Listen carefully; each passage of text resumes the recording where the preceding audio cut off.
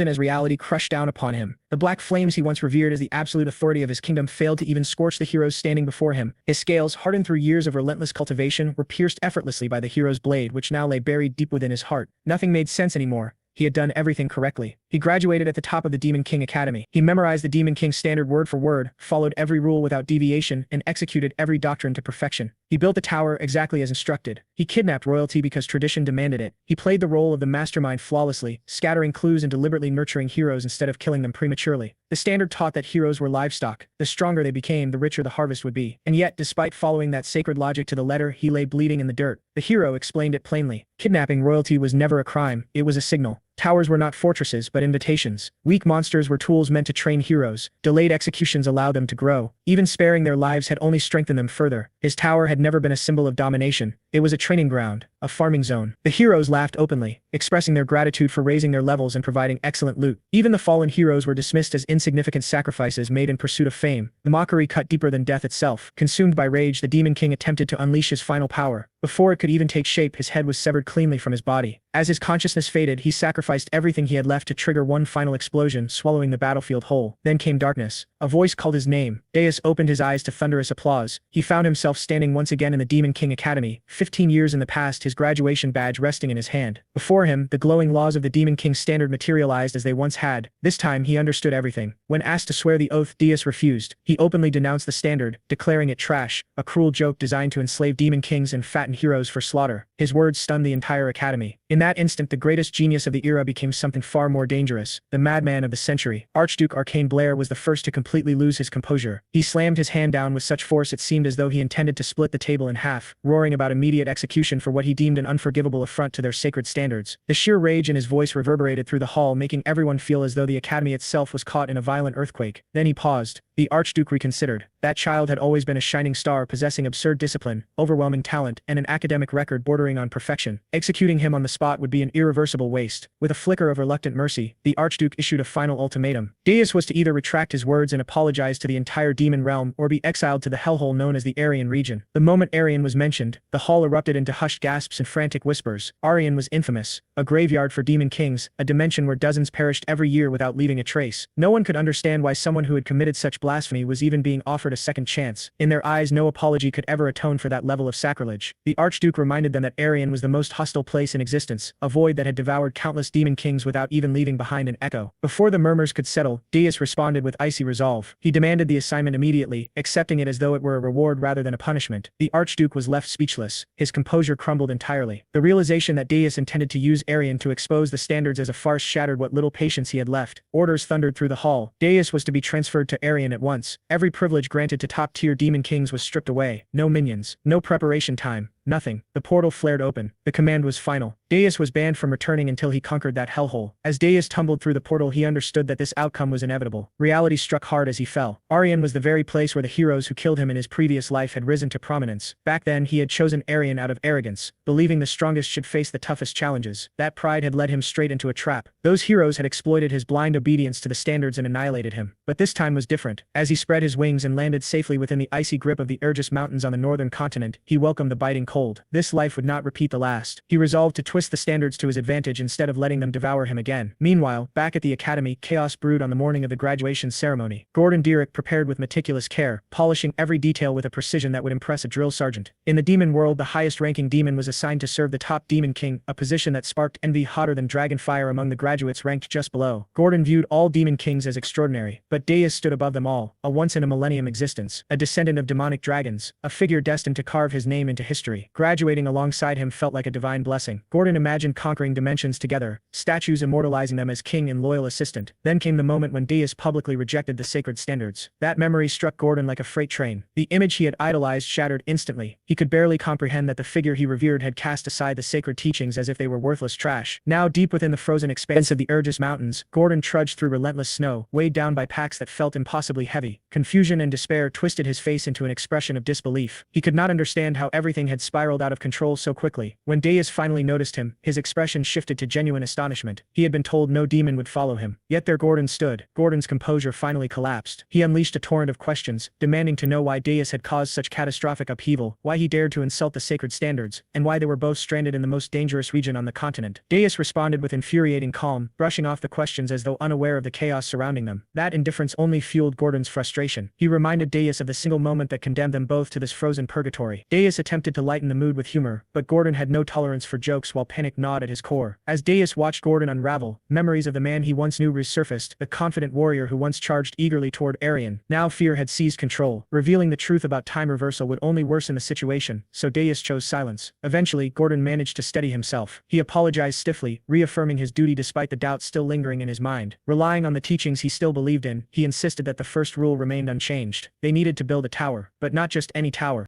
The tower, according to Gordon, needed to be placed in a visible and accessible location, not hidden within a frozen wasteland crawling with monsters. The surrounding mountains were infested with ferocious beasts, making traversal nearly impossible for ordinary beings. He argued that choosing such a location blatantly violated every principle outlined in the Demon King's standards and insisted they needed to retreat immediately. Desiree rejected the idea outright. Stubborn as an immovable pillar, he declared that the tower would rise exactly where they stood, here and now, and nowhere else. Without further debate, he produced the legendary tower seed and thrust it into the frozen earth. The seed required Demon King blood to awaken, and Gordon's panic surged instantly. He accused Deus of trampling over sacred traditions, but Deus responded with cold finality. He had never sworn allegiance to those standards in the first place. Gordon recoiled as though struck across the face. That rejection of doctrine hit him with crushing force. For demons, the standards were as fundamental as breathing itself. To deny them felt as unnatural as flying without wings, unless one had endured something truly hellish, like death itself. Deus sliced his palm open without hesitation and let his blood drip onto the seed. He asserted that Gordon needed to understand something clearly, that the standards were utterly worthless, especially within Arian. The seed absorbed the blood and erupted in a blinding red flare as a massive magic circle expanded outward. The tower began identifying its master, Deus of the Black Flame Demonic Dragon Clan. As the revelation unfolded, it shattered the foundations of everything Gordon believed. Deus explained that Arians swarmed with heroes because they had learned how to manipulate towers, weaponizing the Demon King's standards against demons themselves. That was the reason Demon Kings met their end in this cursed land time and time again. When the tower fully manifested, rising from the snow like a dark and brooding monument, Gordon stared in disbelief. Deus merely remarked that the standards deserved to be renamed, given that they now served humans far better than demons ever had. The interior of the tower was nothing but desolation. Upon entering the first floor, cold stone and suffocating silence greeted them. Gordon inspected the empty space with growing unease. A proper tower should have been overflowing with chambers, traps, and monsters, yet this one felt abandoned, stripped of every luxury a Demon King was supposed to possess. Each level above proved just as barren. By the time they reached the fifth floor, the so-called King's Chamber was as empty as the rest. Gordon reluctantly accepted that the tower's structure was beyond saving, but insisted that the next rule of the standards still needed to be followed. The second requirement demanded the kidnapping of a prince or princess, preferably someone close to the throne, to siphon the strongest emotional energy. Gordon asked for permission to offer his suggestion, and Deus granted it with a nod. Unfurling a map, Gordon pointed toward the kingdom of Corson, the closest realm to the Regressed Mountains. In his assessment, abducting the highest-ranking princess there would send waves of fear and despair through the kingdom, fueling their growth immensely. Deus cut him off before he could continue. He agreed with the kidnapping itself, but revealed that he had already chosen his target. Gordon's excitement spiked at the prospect of accompanying the mission until Deus ordered him to remain behind and guard the tower. Gordon took this as reassurance, convincing himself that his king had finally returned to reason and that the earlier erratic behavior was merely the stress of graduation. That fragile optimism shattered instantly when he learned the chosen target. Instead of Corson's royal princess, Deus had selected Hilderin, the kingdom farthest from the tower. And rather than a high-ranking royal, his target was the 13th princess, a girl with almost no influence and barely any presence at court. With unwavering resolve, Deus launched himself southward, crossing vast lands until he reached a distant castle. He slipped through a window and entered the princess's private chamber without hesitation. The mission felt disturbingly familiar. Yet this time, he moved with a purpose that defied every sacred rule of the demon world. Back at the tower, Gordon's heart pounded as panic set in. His king had chosen the least strategic option possible, the complete opposite of everything the standards demanded. Inside the chamber, the princess stared at Deus in stunned confusion, unsure of who or what had just shattered her quiet night. Deus wasted no time, declaring his identity and intent with unwavering confidence. Instead of terror, she responded with a soft, almost amused laugh. The reaction caught Deus completely off guard. Rather than shrinking back, the princess stood tall, meeting his gaze as though appraising him. Her audacity was baffling. He questioned whether she genuinely understood the danger or simply thought demon kings were some kind of joke. Even so, he bolstered his confidence, certain of his own presence. What he failed to anticipate was her calm acceptance, as though being kidnapped was little more than an inconvenience. That composure sent an inexplicable chill down his spine. He questioned her motives sharply, but she merely shrugged, explaining that she had long suspected something absurd like this might happen to a princess. He warned her not to attempt anything clever, insisting he would not tolerate deception, especially while feeling as though he stood on a fragile bridge above molten lava. She countered calmly, pointing out that she could not have plotted anything when she had no way of knowing he would appear that night. Her reasoning was sound, yet something about it unsettled him. Before he could dwell on it yet further, she extended her hand and beckoned him to leave. Darius took her hand and together they soared back toward the tower hidden deep within the Urus Mountains. The moment they landed, Gordon rushed forward, tension radiating from every movement. Darius instructed him to place the princess on the 4th floor rather than throwing her into the dungeon, explaining that her lack of resistance warranted a small measure of leniency. Gordon complied, then requested to discuss an urgent matter. Meanwhile, the princess sat alone on the bare stone floor of the 4th level, quietly remarking to herself that she had truly been kidnapped. Her eyes wandered across the empty chamber, no bedding, no servants, no comforts of any kind. Yet despite everything, a small smile formed on her lips as she concluded that perhaps this situation was not entirely unbearable. At the same time, Gordon presented Darius with an ornate invitation from the Tower of Monsters. It announced a welcome celebration for the newly crowned Demon King. Darius dismissed it as a hollow display of intimidation, a posturing show of power. Under normal circumstances, Demon Kings would never cooperate, but Arin's grim reality had forced uneasy alliances. Still, he decided to attend. The stakes had grown too significant to ignore. The Tower of Monsters loomed from within a dense forest. There, Darius came face to face with Draxon, the Demon King who had ruled the region for 70 long years. Draxon's first reaction was steeped in contempt. He assessed Darius as though he were nothing more than dust beneath his feet, making his disdain for the newcomer's disregard for tradition unmistakably clear. Darius responded with unbothered defiance, urging him to abandon theatrics and state his purpose. The reason soon surfaced. Draxon revealed that Archduke Arcane had ordered him to monitor Darius closely. Darius retaliated with an unfiltered insult, mocking how even exile to Arin had failed to extinguish the Archduke's arrogance. The remark ignited Draxon's fury. He attempted to assert dominance by issuing a humiliating command, but Darius did not yield. Instead, he questioned whether Draxon truly understood why he was there. Draxon insisted that Darius had violated sacred traditions. Darius cut him off, pointing out that those same traditions forbade demon kings from killing one another, before slamming his heel down and shattering the floor with a single thunderous strike. The sheer force of the display left Draxon frozen in stunned silence. Only then did Draxon realize far too late that he had gravely misjudged his guest. Scrambling to salvage what had already become a complete disaster, he dragged up the Archduke's orders once more. Orders tangled in the chaotic affair of a kidnapped princess and a report that wasn't even due for another month. Darius responded casually, mentioning that he had already taken a princess for himself, and with a wicked grin added that she was exactly his type. Draxon was left utterly baffled as Darius strutted out of the tower as if he owned the damn place. Back in his own tower, Gordon was practically bouncing off the walls, showering Darius with praise for his overwhelming, unfiltered display of power. Darius waved it off like it was nothing, firmly convinced that Draxon wouldn't dare escalate things now. Still, he warned Gordon to stay alert. He instructed him to check on the princess and see how she might be turned into a valuable asset. Despite his outward confidence, unease churned deep inside him. He couldn't stop worrying about the other demon kings. If they decided to unite, they could become an overwhelming threat. Mocking tradition carried consequences far heavier than he had anticipated. Even so, he knew he would make the same choice 1,000 times over. Facing death was preferable to bowing before those he despised. He had plans to rebuild everything from the ground up. In his mind, expending a measly amount of energy to kidnap a low-ranking princess had been an absolute steal. That confidence shattered the moment he opened his system panel and saw the number staring back at him, over 13,000 points. The shock hit him instantly. Before he could process it, a video message arrived from the Tower of Monsters. Draxon appeared on the screen, suddenly cheerful and overly cordial, congratulating him and offering a gift. He claimed admiration for Darius's accomplishments and hinted that mocking tradition might have served some hidden purpose. The abrupt shift in tone was deeply unsettling. Before Darius could unravel the meaning behind that twisted message, Gordon burst into the room, pale as a ghost and shaking uncontrollably. He reported that something was seriously wrong on the 4th floor. Darius rushed over and stopped dead in his tracks. The spare room had transformed into a lush, living garden. Flowers bloomed in vibrant colors, butterflies drifted lazily through the air, and an entire ecosystem flourished inside the tower. Elemental spirits swirled around the princess, who stood at the center like a sovereign of nature itself. Only a master of all 4 elements could create something so extraordinary, and there was only one spirit elementalist of that caliber on the entire continent. In that instant, Darius realized the truth. She was not the 13th princess. She confirmed his suspicion with a sly smile, revealing that her true name was Ernan, the first princess of the kingdom, a kingdom now poised to erupt in fury. Within hours, news of her kidnapping spread through the royal palace like wildfire. The king erupted in rage, swearing vengeance against the demon king who had dared touch his precious daughter. He rallied the mightiest heroes and ordered the full mobilization of the army to ensure her triumphant return. The situation had spiraled into absolute chaos. The princess appeared once more, her presence shimmering with regal authority, reminding Darius of the question she had posed earlier, whether he could truly handle her. She made it unmistakably clear that this was the core issue. Ever the keen observer, Darius made it known that her enchanting appearance fooled him not in the slightest. He had heard tales of a genius elemental witch whose mana overflowed like a raging volcano. Power of that magnitude was impossible to ignore. What truly intrigued him was how she had managed to suppress such an overwhelming presence so completely. With dramatic flair, Ernan revealed a magnificent ring on her finger, explaining that it was a royal heirloom capable of concealing her magical energy. She then fixed Darius with a piercing gaze, questioning whether he intended to send her back now that he knew the truth. Darius scoffed at the idea. Returning a princess would turn him into the kingdom's greatest joke, shatter his fearsome reputation, and destroy his ability to harvest demonic energy from the terror he inspired. Letting her go was never an option. At that precise moment, the system detected an explosive surge of fury directed squarely at him. His demonic energy skyrocketed to 19,000 points. The realization hit him immediately. The kingdom had discovered her disappearance and identified him as the culprit. Whether she was the first princess or the 13th made no difference. To them, she was his hostage. Back at the royal palace, the king roared orders to annihilate the demon king and rescue his daughter. His advisors, however, remained confused, still uncertain of the true perpetrator. Reconnaissance units pleaded for patience, but his fury erupted uncontrollably. He berated them for their incompetence while his daughter remained trapped in an unknown hell. A seasoned advisor recalled a recent scandal in a neighboring realm where a prince had been kidnapped by the demon king of lust, an incident that united the world and ended with the demon king's public execution at the hands of heroes. The idea that another demon king would repeat such a mistake sent chills through the chamber. The king concluded with grim certainty that a new demon king had emerged. At that moment, a soldier burst into the hall reporting the detection of teleportation magic moving north toward the Regressed mountains. Shock rippled through the room. Those mountains lay far to the north while the kingdom rested in the far south. The implications were deeply troubling. Within the tower, Gordon voiced concern over the impending arrival of the kingdom's forces. Darius, however, remained calm and confident. He knew their army would never reach him. The journey crossed multiple hostile nations, natural barriers, and political minefields. None of those kingdoms would welcome Hildirin's soldiers. That left only one option: hiring a heroes guild. The king reluctantly issued the order, but fear swept through the guild headquarters the moment the Regressed mountains were mentioned. The heroes refused outright, treating the request like being asked to fix live electrical wiring. To them, it was suicide. Just as Darius had predicted, mercenaries driven by profit and self-preservation would never march towards certain death. That was precisely why he had chosen that location. Gordon found himself increasingly impressed by Darius's strategic brilliance and uncanny understanding of the world of Overrun. It felt as though his master had lived there before, despite that being impossible. Back at the palace, the king erupted once more upon learning that no heroes had accepted the mission. An advisor explained that heroes in Overrun treated battles like job listings. If the risk was too high or the pay too low, they simply ignored it. Inside the tower, Darius browsed the system store. Skeletal soldiers cost 10,000 points each, and weakening dimensional interference required even more. Building a proper army would demand time he didn't have. Sitting heavily on his throne, he admitted that his current demonic energy was insufficient to face a united hero force. Memories of his past life's fear crept back in. To overcome this, he ordered Gordon to contact Draxon. He intended to sell demonic energy in exchange for human currency. Gordon reacted in horror, knowing demonic energy was essential for breaking racial limits and unlocking powerful features. But Darius was confident Draxon would pay dearly. Disguised as a mercenary, Darius arrived alone at the fortress city of Holton. The guards mocked the idea of a lone mercenary heading toward the Regressed mountains until he tossed them a gold coin. Their attitude shifted instantly and they allowed him entry. Inside, he realized he needed a guide. That led him to the Scarlet Hawk Mercenary Guild, where members lounged and drank. They discussed rumors of a new demon king, dismissing them as nonsense meant to extort gold from the kingdom. When Darius appeared behind their leader, panic erupted. They demanded to know who he was. Darius merely smiled, noting how well informed they were and deciding they would serve as suitable guides. When they attacked instead, a brutal fight broke out.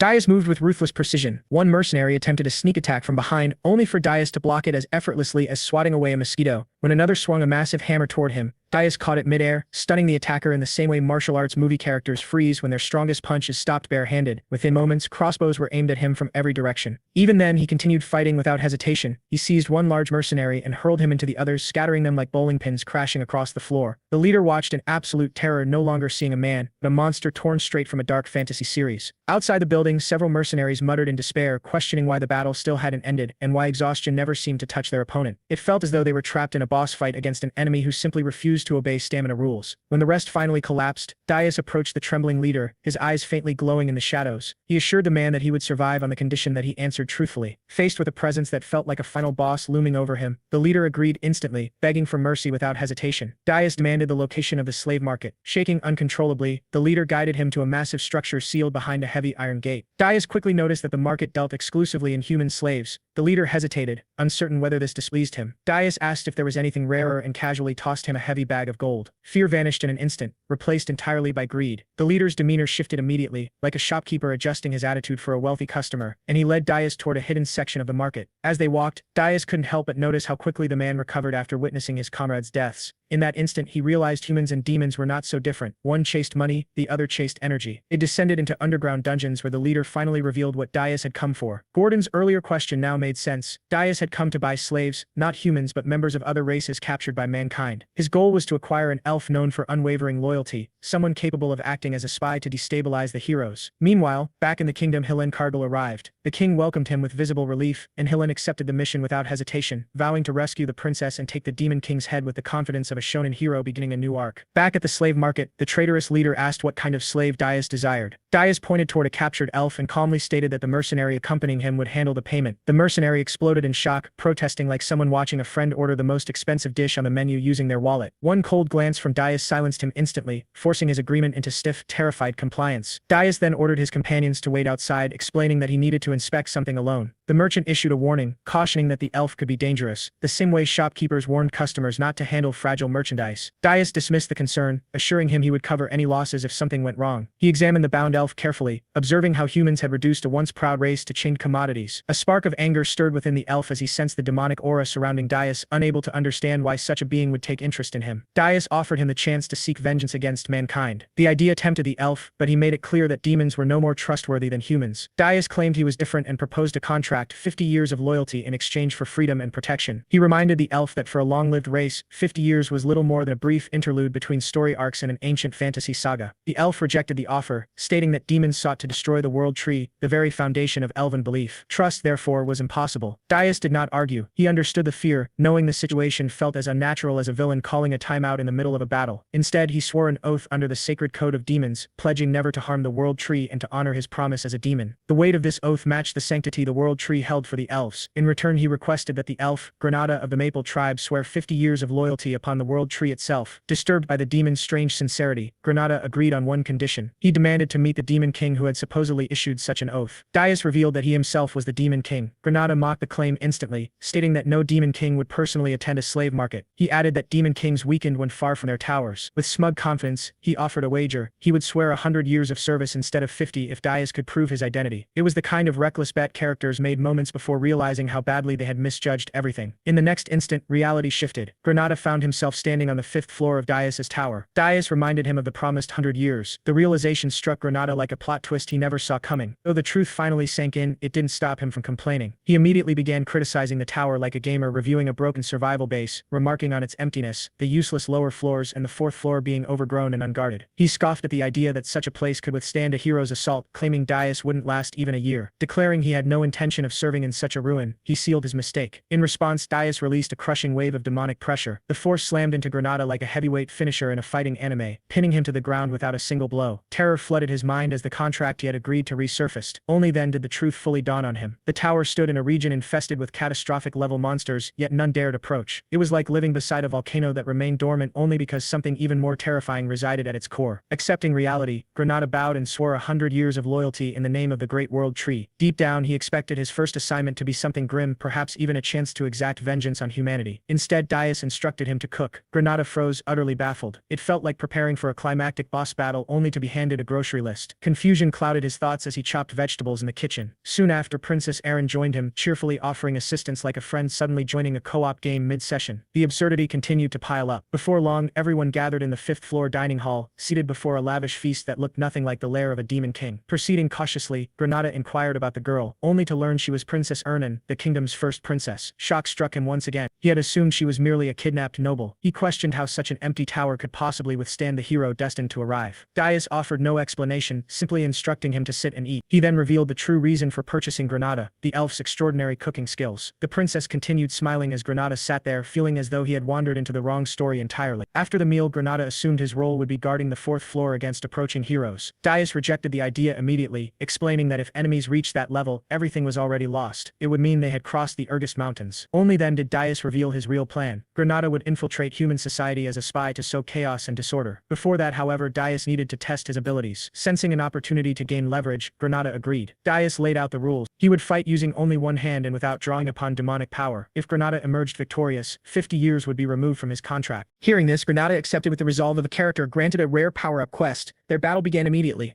Movements sharp and deliberate. Darius quickly observed that Granada's technique remained refined and precise, untouched by years of enslavement. He even suspected that prolonged exposure to the tower's 4th floor had naturally strengthened the elf's body and magic. Granada unleashed powerful spells, revealing strength far beyond that of ordinary elves. His magic surged with confidence as he warned Darius not to underestimate him. Magically summoned roots erupted from the ground, wrapping tightly around Darius's leg. For a brief moment, Granada believed victory was finally within reach. Then a crushing presence descended, an overwhelming pressure slammed into Granada, a brutal reminder of the being standing before him. His body froze, instincts screaming danger. Darius maintained his promise to restrain his strength, yet the pressure alone made it difficult for Granada to breathe. Before he could respond, the fight ended in an instant. A single decisive strike from Darius dropped him to the ground, ending the battle and proving that the gap between them was far greater than Granada had ever imagined. From there, the story shifted to the city of Horton Walk, home to the Red Hawk mercenaries' headquarters. This time, the mercenaries welcomed Darius with warmth and respect, behaving like employees greeting a once strict boss who had returned with a rare smile. Darius informed them that he intended to hire their services for an entire year.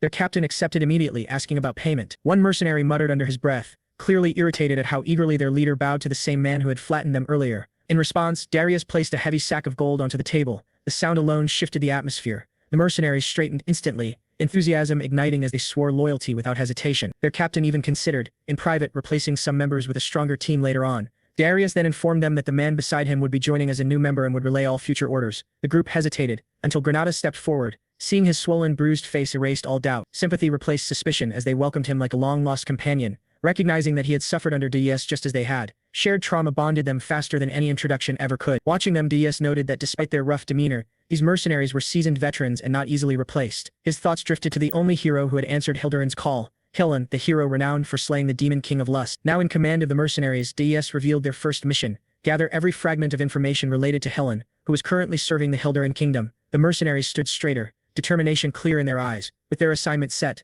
Darius departed Horton Walk, heading back toward his tower while already planning the next stage of his strategy like a tactician, setting up the next episode's cliffhanger. After assigning Granada to oversee the investigation, Darius decided it was finally time to strengthen himself. All demonic energy points that could have been used to reinforce the tower or empower himself had already been spent, leaving only one remaining option. His thoughts turned to the Soul Flower, a rare mana crystal formed over years of absorbing untouched natural energy. Consuming one could grant immense power. He believed the Regressed Mountains were the ideal place to search. Fierce mana storms and dangerous monsters had kept humans away for centuries, preserving the land in its natural state. While soul flowers couldn't compare to pure demonic energy, they were far better than having nothing. When he shared his plan, Gordon warned that searching for one was like hunting a needle in a mountain-sized haystack, and that monsters would attack the moment they sensed weakness. Darius explained that monsters weren't the real issue. The true challenge was locating the flowers without advanced mana detection. Their discussion was interrupted by a soft knock. Princess Ernam peeked in, a small blue slime bouncing happily atop her head like a living accessory. Both Darius and Gordon flinched at the sight. With a shy smile, she admitted she had never expected to be allowed beyond the palace walls and was grateful she had come. Before she could continue, Darius lifted her up, instructed her to hold on and launched them into the sky. They shot upward at breathtaking speed. From above, Ernam gazed down in awe, seeing the world like a first-time traveler staring out an airplane window.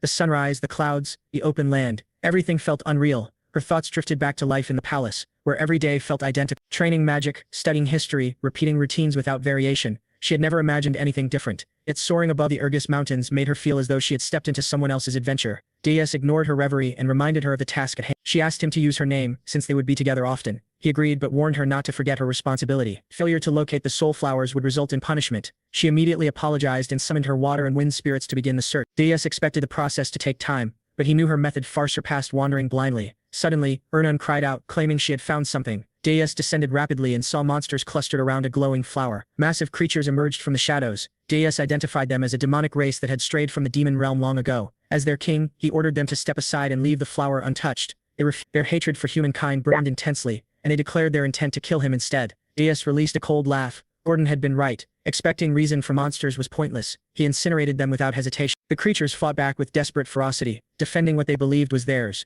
Their screams blended with the roar of spreading flames. When one commanded the others to attack the weakest and pointed toward Ernam, they charged in a frenzy. Darius annihilated them with a single burst of fire. Ernam remained calm, recalling how even ogres could fall through coordination. Yet these monsters never even reached her. Darius unleashed a massive surge of demonic energy that erased everything around them. When the smoke cleared, only Darius remained standing. Ernam stared at him in open amazement, eyes shining with excitement. He remarked dryly that humans only understood power once they witnessed it firsthand. That was when she noticed a ruby-colored spiritual flower buried in the snow, radiating pure ice and water mana. He warned her not to grow greedy. If she found more, she would be rewarded. She searched until exhaustion claimed her, but found nothing else. Back at the tower, Darius reflected on her true identity as Hildurin's first princess. Saving her once had felt like a mistake, yet now she seemed far more useful than he had originally expected. Gordon soon arrived with news from Granada. Hillen and 32 heroes had already left the capital. However, rather than heading toward the Regressed Mountains, they were following the standard route, gathering allies, accepting village quests, and steadily leveling up. Gordon presented several strategies, urging Darius to examine them carefully. Darius casually tossed the proposals aside, leaving Gordon stunned. He made it clear that he had no intention of placing even a single monster or barrier in the hero's path. Weak challenges, in his view, only forged stronger heroes. He then instructed Gordon to send word to Granada and have the mercenaries accompany the heroes, allowing them to earn the heroes' trust. Gordon complained inwardly that his master never followed common sense and voiced his concern about how the tower could possibly be defended in its current condition. Darius reassured him that the tower would be reinforced, but when he mentioned doing so with the help of a dwarf, Gordon immediately protested. Housing a dwarf alongside a human and an elf, he argued, would turn them into a laughingstock. Darius ignored the complaint and explained that the true prize was not the dwarf himself, but the advanced magical weapons that only dwarves were capable of forging. His next move was both simple and ruthless. Heroes always expected weak monsters on the first floor of a demon king's tower. This time, they would instead be greeted by rows of cannons. Gordon immediately grasped the implications, realizing that such an ambush would be impossible for the heroes to anticipate. Shaking his head, he remarked that the plan shattered every established rule. Suddenly, he froze before shouting that another kidnapping had occurred. The view shifted to the underground dwarf city of Wolfner. There, Lager Friedrich, the greatest blacksmith among the dwarves, worked quietly at his forge, completely unaware that he had just become the demon king's next target. The scene lingered on Wolfner, the bustling city of dwarves, as Darius entered in disguise. He recalled having fought countless dwarves before his regression, yet this marked his first time setting foot in their city. Darius stepped into a shop known as the Midnight Inn. Upon arrival, he handed money to a man and explained that he had come to commission a weapon, though he did not know where to begin. He asked to be directed to the most outstanding blacksmith in the city. The man accepted the money and laughed, commenting that for a human, Darius certainly understood how to conduct business. Darius replied by remarking that he had heard dwarves loved money just as much as heroes did. The man smiled and explained that Darius should head deeper into the city. He described a massive hole that would be impossible to miss and instructed him to board the lift there. Once inside, his identification would be checked and he would be taken to the desired floor. The man further explained that this was a two-step security system designed to identify intruders. He then instructed Darius to go to the lowest floor in the deepest room where he would find the city's finest blacksmith, Lager Friedrich. Following those directions, Darius took the same route and eventually arrived at Lager's domain. As he observed the forge, Darius thought that the display of metallurgy made it seem as though the metal itself was dancing. He questioned whether Lager truly was the best blacksmith, then considered how much easier things would be if he simply abducted him quietly. Reaching out, Darius attempted to place a hand on Lager's shoulder. At that moment, Lager sensed his presence and forcefully raised his hammer. A powerful aura erupted, overwhelming Darius and hurling him backward under the sheer pressure. Darius realized that Lager had detected even the faint trace of demonic energy and wondered if this dwarf might be more formidable than expected. Lager charged at him, hammer raised. Darius caught the weapon mid-swing and declared that Lager was a hero. Lager loudly affirmed this, identifying himself as Lager Friedrich, the blacksmith who carried the power of heroes. He condemned Darius for daring to enter dwarven land as a demon. Darius responded with a smirk, stating that Lager would not leave the city alive and remarking that despite all the bravado, Lager was surprisingly weak. He then clarified that he was not merely a demon, but a demon king. With that declaration, Darius seized Lager by the throat, causing him to groan in pain. Hearing the commotion, several soldiers rushed over and called out to Lager, apologizing for interrupting his work and asking about the noise they had heard. Moments later, they realized Lager was gone. Shouting that there was an intruder, they ordered all exits sealed and demanded a full search of the facility. The scene shifted again, revealing Darius holding Lager high above the city. Darius warned him that making a single sound would result in instant death. Lager wondered why a demon king had come and assumed it must be for their princess. Darius dismissed the assumption, stating that the princess did not interest him. Lager insisted that this was a lie. Darius countered by mentioning rumors that dwarven blacksmiths dug underground escape passages for emergencies. Grinding his teeth as tears streamed down his face, Lager convinced himself that the demon king truly had come for the princess. He cursed his own fate, thinking that the only reason he had lived quietly until now was his fear of confronting demon kings. He lamented that this misfortune had fallen upon him. It was then revealed that Lager was in truth weak. Darius noted that coaxing information from him would not be easy and proposed an alternative. He would kidnap the princess instead and allow Lager to live, provided that Lager guided him. Lager reacted in shock, struggling to understand Darius's intentions. He imagined the consequences of a rumor spreading that a selfish hero had sold out the princess to save his own life. Such a story, he realized, would forever change how the other dwarves viewed him. Crying out in despair, he cursed Darius as a vile and evil creature, believing that everyone already knew he was weak and that such a rumor would easily be believed. Darius then presented him with a choice: either sell out the princess or walk away under his own power. Internally, Darius knew Lager would choose betrayal, as he clearly wished to avoid torture. He promised that if Lager cooperated, his safety would be guaranteed, swearing this vow upon the Demon King's standards. Lager recalled that those standards were treated as sacred among demon kings and believed that a vow made upon them could never be broken. Coming to a decision, Lager suddenly forced a dramatic smile and agreed to lead Darius through the underground passage. Darius commented on the expression, remarking that it made him feel sick. Back at Lager's workshop, his status was listed as absent while knights searched the area. At the same time, Princess Louise Weft of the Dwarven Kingdom stood nearby, dressed in a strange outfit. She cried as she wondered where Lager had gone while crafting her weapon. One knight explained that they believed he had been kidnapped. Louise angrily ordered him to be silent, insisting that Lager was a hero and that it made no sense for a hero to be abducted. The knight carefully explained that while Lager was a hero, he was also a blacksmith, which explained his lack of combat ability. Louise again demanded commanded silence and ordered the knights to find the kidnapper and bring him before her at once. The knight acknowledged her command. She then issued a dark warning stating that if they failed, she would personally rip off their heads. The knight once again acknowledged her authority. The scene shifted to the secret passage. Logger led Darius through a narrow tunnel, walking ahead while Darius followed behind. Darius was forced to stare at Logger's large backside the entire time, which steadily irritated him. He complained about how long he had to endure the sight. Trembling, Logger explained that it could not be helped due to the tunnel's tight space and urged him to be patient, saying they were almost there. Darius ordered him to move faster despite his large build. Eventually, Logger emerged from the tunnel and led Darius to a castle. He declared that his role was finished, explaining that he had fulfilled his part by revealing the underground passage and that Darius was now on his own. His voice shook as he announced his departure. Darius's expression darkened as he called out the absurdity of Logger's claim. Trembling, Logger reminded him of the vow made upon the Demon King's standards, insisting that his safety had been guaranteed. Darius responded with a smirk, dismissing the vow as worthless and stating that he did not care in the slightest. Logger broke down in tears, questioning what kind of Demon King Darius truly was. Darius casually wondered aloud what should be done with him now. Crying, Logger regretted not selling out the princess earlier. Lowering his head, he claimed that he was actually quite useful, boasting that no one could rival his metallurgy skills. He promised to forge any weapon Darius desired. Darius noted the irony of a hero willingly offering service to a demon king. Logger argued that there was nothing strange about such an arrangement and offered himself completely, even suggesting he could act as a spy. Darius stated that if Logger swore allegiance to him, he would be spared. Logger expressed his gratitude and praised the great demon king, though in his heart he mocked Darius as a fool, convinced he would never truly obey. The scene changed once more as Darius brought Logger to Burge's tower on the 4th floor. Logger froze completely, stiff as a statue. Gordon, terrified, exclaimed that the demon king had brought back a dwarf, no, a hero dwarf. Darius ordered him to be silent. At that moment, Granada contacted them, stating that he had a report to deliver, only to react in shock upon seeing the dwarf. Darius instructed him to give the report later. The princess then addressed Logger, asking whether he had come to save her, quickly adding that he probably had not. Confused, Logger asked Darius why he had been brought there, reminding him that he had been promised freedom. Darius calmly stated that no such promise had been made. Logger insisted that mercy had clearly been guaranteed. Darius confirmed that mercy had indeed been granted.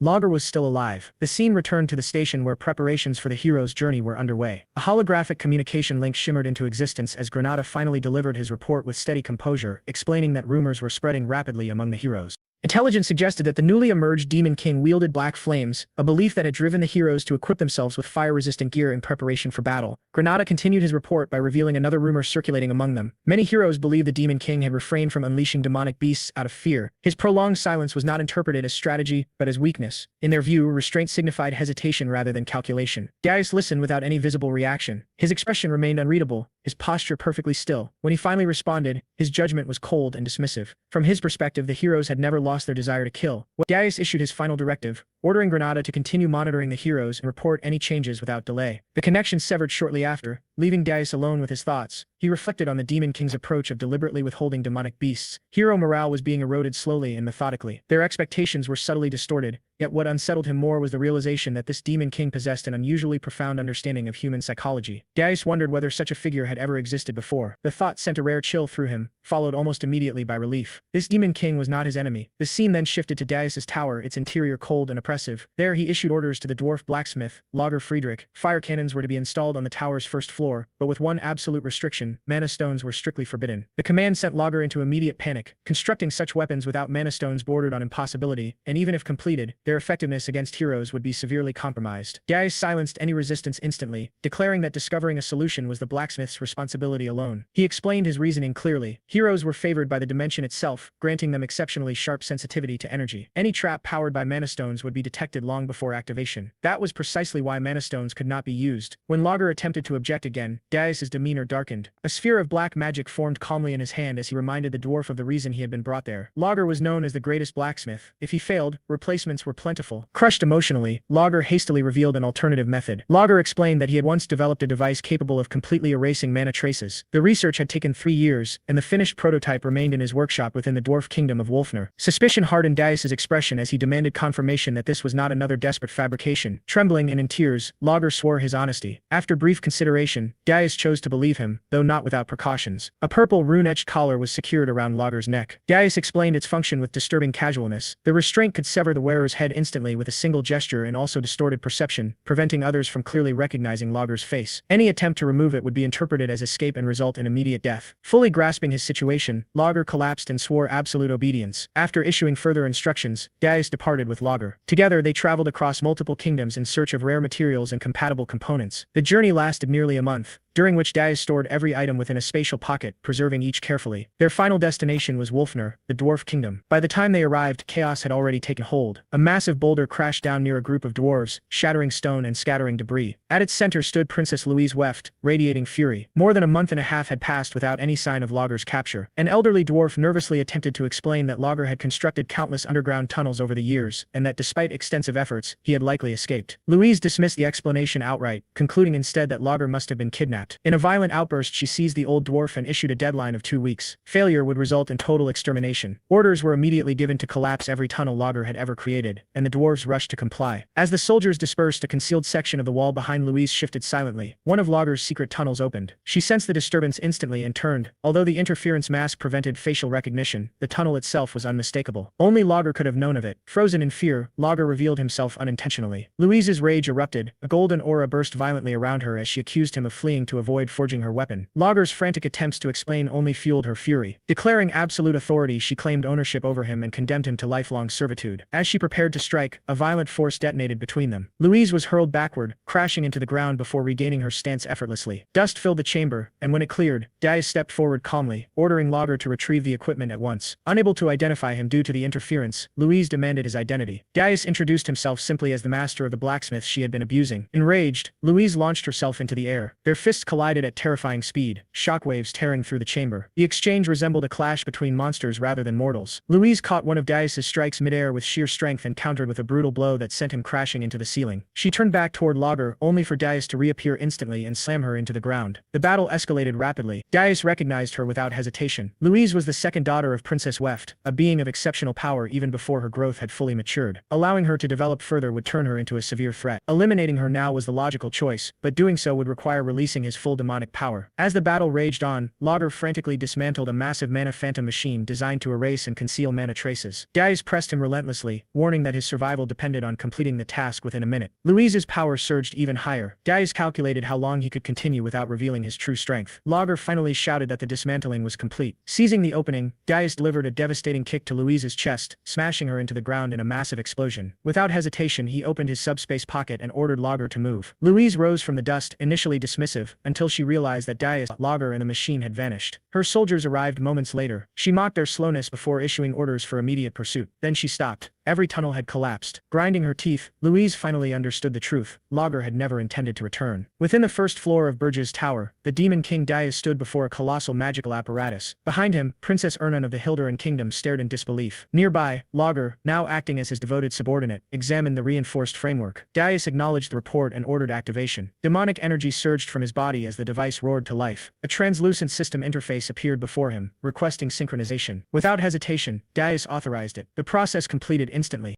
A final system update confirmed that the Mana Phantom had acknowledged Darius as its master. Its power source was fully converted, shifting entirely from mana to pure demonic energy. Darius turned his gaze toward Lager. The dwarf reacted with barely restrained excitement, insisting fervently that he had not interfered in the process in any way. Even so, amazement overwhelmed him. The fusion of the monofin with the tower, let alone the complete conversion of its energy source, surpassed anything previously thought possible. Lager immediately recognized it as a breakthrough beyond even what the original creator could have envisioned. Princess Ernan stepped closer, her eyes gleaming as she stared at the awakened structure. Darius casually suggested that she test it herself. Delighted by the opportunity, she eagerly began preparing a spell. Complex magical symbols formed rapidly as a massive sphere of multicolored magic condensed in the air. Lager panicked instantly. The thought of releasing such overwhelming power after he had just finished cleaning the tower nearly drove him to tears. His frantic pleas were completely ignored as Darius focused solely on observing the phenomenon. A spell of that scale should have been detectable far beyond the tower's walls. Darius moved toward the entrance and examined the outside world. There was nothing. No visual disturbance. No fluctuation in perception. The magic did not leak in the slightest. The effect was immediately apparent. A tower fully synchronized with a monofin completely concealed all internal magical activity. Curiosity stirred within Darius. He extended his demonic energy and attempted to manipulate the tower itself. In an instant, the entire structure vanished from existence. Moments later, with another gesture, it reappeared exactly as before. The realization struck him with quiet intensity. The tower could now be concealed or summoned at will. Though controlling this power freely would take time, Darius immediately understood its future value. A restrained smile formed as demonic light flickered within his eyes. Outside the inner chamber, Lager finally lost all restraint. His excitement burst forth forth as he begged for permission to examine the device further, nearly requesting permission to dismantle both the magical apparatus and the tower itself before hastily correcting his words. He declared the discovery unprecedented in all recorded history, his behavior bordering on obsession. Dadius studied him carefully, noting how completely Lager had lost control. After brief consideration, permission was granted under one condition. If Lager annihilated the heroes trapped on the first floor, he would be free to do as he wished afterward. Crimson energy surged around Lager as he immediately began chanting, fully immersing himself in what he now considered sacred research. Dadius then turned to Princess Ernan and calmly proposed that she confront the heroes who had reached the fourth floor. She hesitated, momentarily taken aback, though her protest carried a playful tone. Dadius reminded her that she was also a gifted spirit and that she had no intention of returning to her former royal life. Even as he spoke, Dadius recognized the weight of his decision. She remained an innocent princess, unfamiliar with the cruelty of the world, and asking her to oppose her own kind carried undeniable gravity. Ernan fell silent, uncertainty flickering through her thoughts as she considered what powers she could even use. Before she could settle on an answer, Dadius stopped her. Combat would not be necessary. All she needed to do was disrupt the heroes and openly reveal herself as their enemy. Success would be rewarded with another wish. She met his gaze, nodded slowly, and agreed on one condition. She wished to be introduced not as a princess but as his subordinate. Dadius accepted without hesitation. Her face lit up with unmistakable joy, her excitement barely contained. Even so, Dadius instructed her to follow his orders precisely. Some time later, Dadius sat in silence, studying the system screen floating before him. The plan unfolded clearly in his mind. The first floor would thin the heroes' numbers through overwhelming monarch cannon fire. On the fourth floor, Princess Ernan would serve as bait, drawing in survivors to be eliminated. Even so, the strategy was insufficient. With more than 200 heroes advancing, it would not erase even half of them. Only one option remained, strengthening himself further. His gaze shifted to a radiant treasure resting in his hand. Dense demonic energy coiled around it as it shimmered faintly.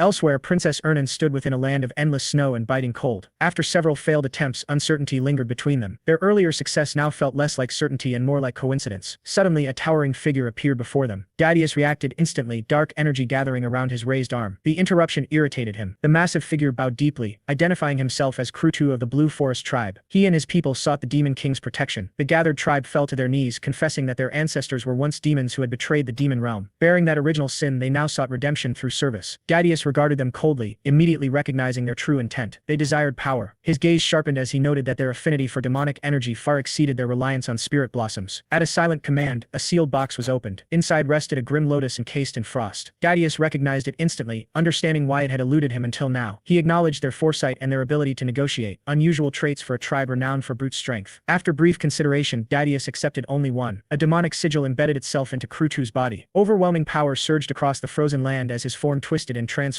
transcending into a true demon. Krutu knelt in absolute submission, offering his life and loyalty. The rest of the tribe followed without hesitation. The scene shifted once more to Urgis Mountain Tower. Power surged throughout the structure. Outside, an orc legion assembled in disciplined ranks. On the first floor, Lager stood ready alongside 60 mono cannons. Dadius reviewed the battlefield one final time. Every piece was positioned exactly as planned. The tower was secured. Princess Ernan awaited her role on the fourth floor. Everything was ready. His dark eyes hardened as he focused on the approaching enemy. He would repay the humiliation of his previous life. Elsewhere, the heroes gazed upward at the towering mountain before them. Urgis Mountain loomed like a silent challenge as they advanced with a single purpose: to slay the Demon King. The heroes' preparation base stood behind them as a magnificent city, a place where countless legends were said to begin. Within its grand central hall, a lavish banquet filled the space with light and sound. The celebration honored the heroes on the eve of their final march. Laughter echoed beneath towering ceilings as music flowed freely and glasses clinked together. Warriors, nobles, knights, mages, mercenaries, and merchants gathered as one, indulging in triumph and anticipation. Among them, a young hero clad in polished armor stood beside the elderly Lord Castellan. The Lord regarded him warmly, remarking that someone with such achievements carried himself with remarkable humility. The hero expressed gratitude for the generosity of the host and a banquet prepared in their honor. Lord Castellan in turn spoke of his pride in witnessing a journey destined to be etched into history. After a brief pause, he proposed that the hero Lord Hillen address the assembled crowd. Hillen hesitated, visibly uncomfortable with the attention. Yet the Lord pressed on, noting that such words would raise morale before the march. With no graceful way to refuse, Hillen reluctantly agreed. Seizing the moment, Lord Castellan announced to the hall that Hillen wished to speak. The noise gradually faded as all eyes turned toward him. Hillen stepped forward, gathering himself as calm replaced his hesitation. Facing the assembled crowd, he acknowledged every group present, from nobles and knights to mercenaries and merchants alike. He declared that their long expedition had finally reached its decisive moment.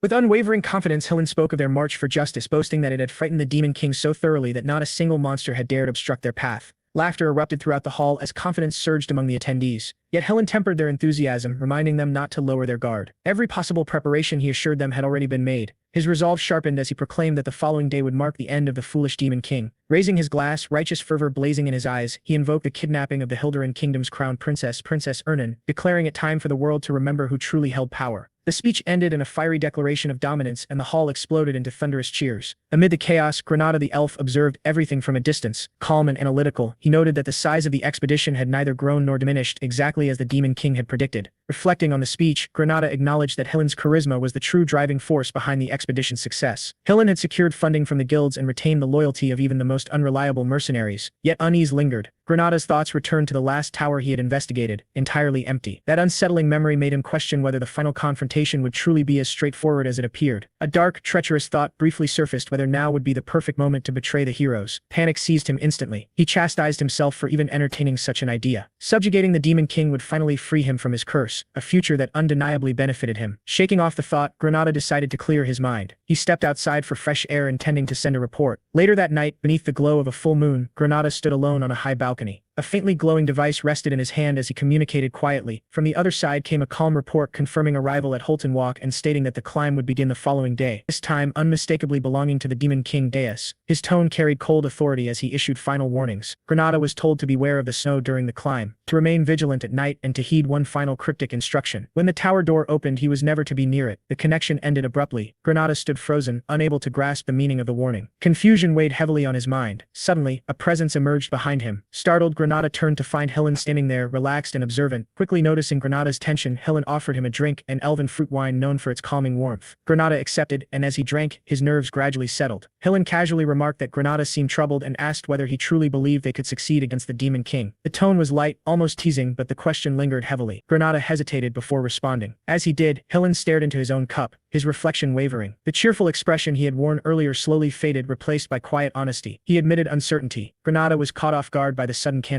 Hillen continued, explaining that although people trusted him and followed his lead, attacking a Demon King's tower had always been hell. It had never once been an easy victory. Attempting reassurance, Granada mentioned Hillen's past achievement defeating the Demon King of Lust, implying that a newly emerged Demon King should not be as dangerous. As the words left his mouth, Granada realized something unsettling. Very little was actually known about how Hillen had killed the Demon King of Lust. Growing curious, he asked about that battle. Hillen avoided the subject. His expression shifted once more, returning to the familiar heroic facade. He credited his past victory to the brave comrades who had always stood at the front facing monsters head-on. Turning to Granada, he placed a firm hand on his shoulder and reaffirmed his trust in him. With renewed confidence, Hillen declared that he would lead the coming battle and asked Granada to guard his flank. Granada nodded in agreement. Satisfied, Hillen wrapped an arm around him and guided him back toward the banquet hall. The two walked side by side, Hillen leading his elven companion, his expression calm and unreadable, concealing the true nature of their alliance. Later, alone with his thoughts, Hillen reflected on the conversation. A cynical smirk crossed his face as his gaze drifted to a ring set with a red gemstone. In that moment, the heroic mask vanished, revealing something far darker beneath. His true thoughts surfaced clearly as he silently placed his expectations upon Granada once again. The following morning, the preparation base buzzed with activity. As the massive expedition finally departed, citizens lined the streets, cheering loudly. Words of encouragement filled the air as the heroes marched forward. Cries praising Lord Granada and Lord Wharton echoed throughout the city. At the head of the procession, Granada marched with calm focus, his gaze fixed straight ahead. Beside him, Hillen walked proudly, basking in the admiration of the crowd. Soon the city disappeared behind them, and the noise faded into silence. The expedition entered the harsh Urgest mountain canyon. Endless snow-covered cliffs surrounded them as biting winds cut through the air. The massive force wound its way through the desolate landscape, the cold their constant companion. Casual conversations emerged. Earlier worries slowly faded. Some remarked on the surprisingly mild weather, noting the clear sky and lack of snowfall. Confidence grew as others claimed that reaching the tower would be easy at this pace. Laughter followed, along with jokes about the absence of rumored disaster-class monsters and claims that any such creatures were likely too frightened to appear with Hillen leading the expedition. That confidence shattered abruptly. A warrior felt a tap on his shoulder. When he pulled his hand back, it was coated in sticky purple slime. Confusion turned to horror as he turned around. Towering over them stood a massive ghoul. Panic erupted instantly as screams tore through the canyon. More ghouls poured in from all sides. Hillen's presence cut through the chaos as he raised his sword, his resolve unshaken. Orders were issued swiftly, placing the expedition on full alert. The narrow canyon became a battlefield. Knights shielded the mages and pushed forward, steel clashing against undead flesh as magic lit up the frozen terrain. Suddenly, a new warning echoed through the ranks. A colossal skeletal frost giant emerged from the canyon wall, its massive body formed entirely of ice. Shock rippled through the expedition. Hillen immediately ordered a retreat, declaring his intent to face the monster alone. As the expedition fled the canyon, Hillen charged forward. Blue energy crashed against the frost giant, yet the creature remained unmoved. Undeterred, Hillen pressed the assault. The frost giant's crimson eyes glowed as it swung its massive arm downward. Hillen met it with a powerful upward slash, shattering the icy limb and sending shockwaves through the canyon. Without pause, he destroyed the creature's remaining arm and carved through its massive frame, overwhelming it with relentless force. Seizing the perfect moment, Hillen unleashed a final flurry of devastating attacks and signaled the expedition to escape. The heroes did not hesitate. They surged past him as explosions erupted behind them. Hillen continued to hold the frost giant at bay until the last moment. Enraged and denied its prey, the monster released a final furious roar before collapsing inward and self-destructing in a colossal explosion that shook the canyon. The survivors stumbled into a nearby snowy forest, collapsing from exhaustion and shock. Conversations quickly turned grim as they reflected on the horrors they had endured. Yet casualties were low. Many credited their survival to Hillen's overwhelming strength. Speculation spread rapidly. Rumors claimed that Hillen had absorbed the power of the Demon King of Lust, placing him on par with a Demon King himself. Confidence returned as faith in Hillen solidified. Granada listened in silence, wondering if Hillen truly could defeat the Demon King. That hope was short-lived. Ahead of them stood another threat, a tribe of massive blue-skinned orcs led by a towering chieftain with curved horns. There was no time to rest. Granada immediately recognized them as pole beings infused with demonic energy, servants of the Demon King. As the chieftain stepped forward, the ground beneath the heroes began to tremble. A deep rumble echoed through the mountains. Deus's warning resurfaced in Granada's mind. Terror spread across his face as understanding dawned. The snow began to shift. Cracks spread across the mountainside as ice groaned under its own weight. The sound of an avalanche filled the air. Panic consumed Granada as the disaster struck. A massive avalanche tore down the mountainside, burying the entire expedition in an instant. Snow and ice swallowed warriors, mages, and heroes alike, dragging them into frozen chaos. Granada's final scream was crushed beneath the overwhelming weight. Far away, within his towering fortress, Demon King Deus sat calmly upon his throne. Holographic screens display the unfolding catastrophe. One by one, the images of the heroes vanished. A sinister smirk spread across his face as he watched their final moments. Leaning back, his eyes gleamed with cold satisfaction. His plan had succeeded perfectly. This time, none of them would escape. Still seated upon his throne, Deus remained utterly composed. His posture showed no tension, and his expression betrayed nothing. When he spoke, there was no emotion in his voice, only absolute certainty. The design he described had been set in motion long before the heroes realized it. The cold intensified until it became suffocating, and damage reports became meaningless as the blizzard erased all sense of order. Everything within that frozen domain was consumed. Amid the roaring wind, Deus raised his voice, issuing commands through the storm. He ordered the heroes to establish a temporary camp and search for those scattered by the earlier catastrophe. Every movement was slowed by relentless snow and freezing gusts, turning even the simplest actions into exhausting struggles. As the calamity unfolded, the Demon King continued his explanation with calm detachment. The second command had already been issued. When darkness finally settled, the situation worsened even further. From within the forest's deepest shadows,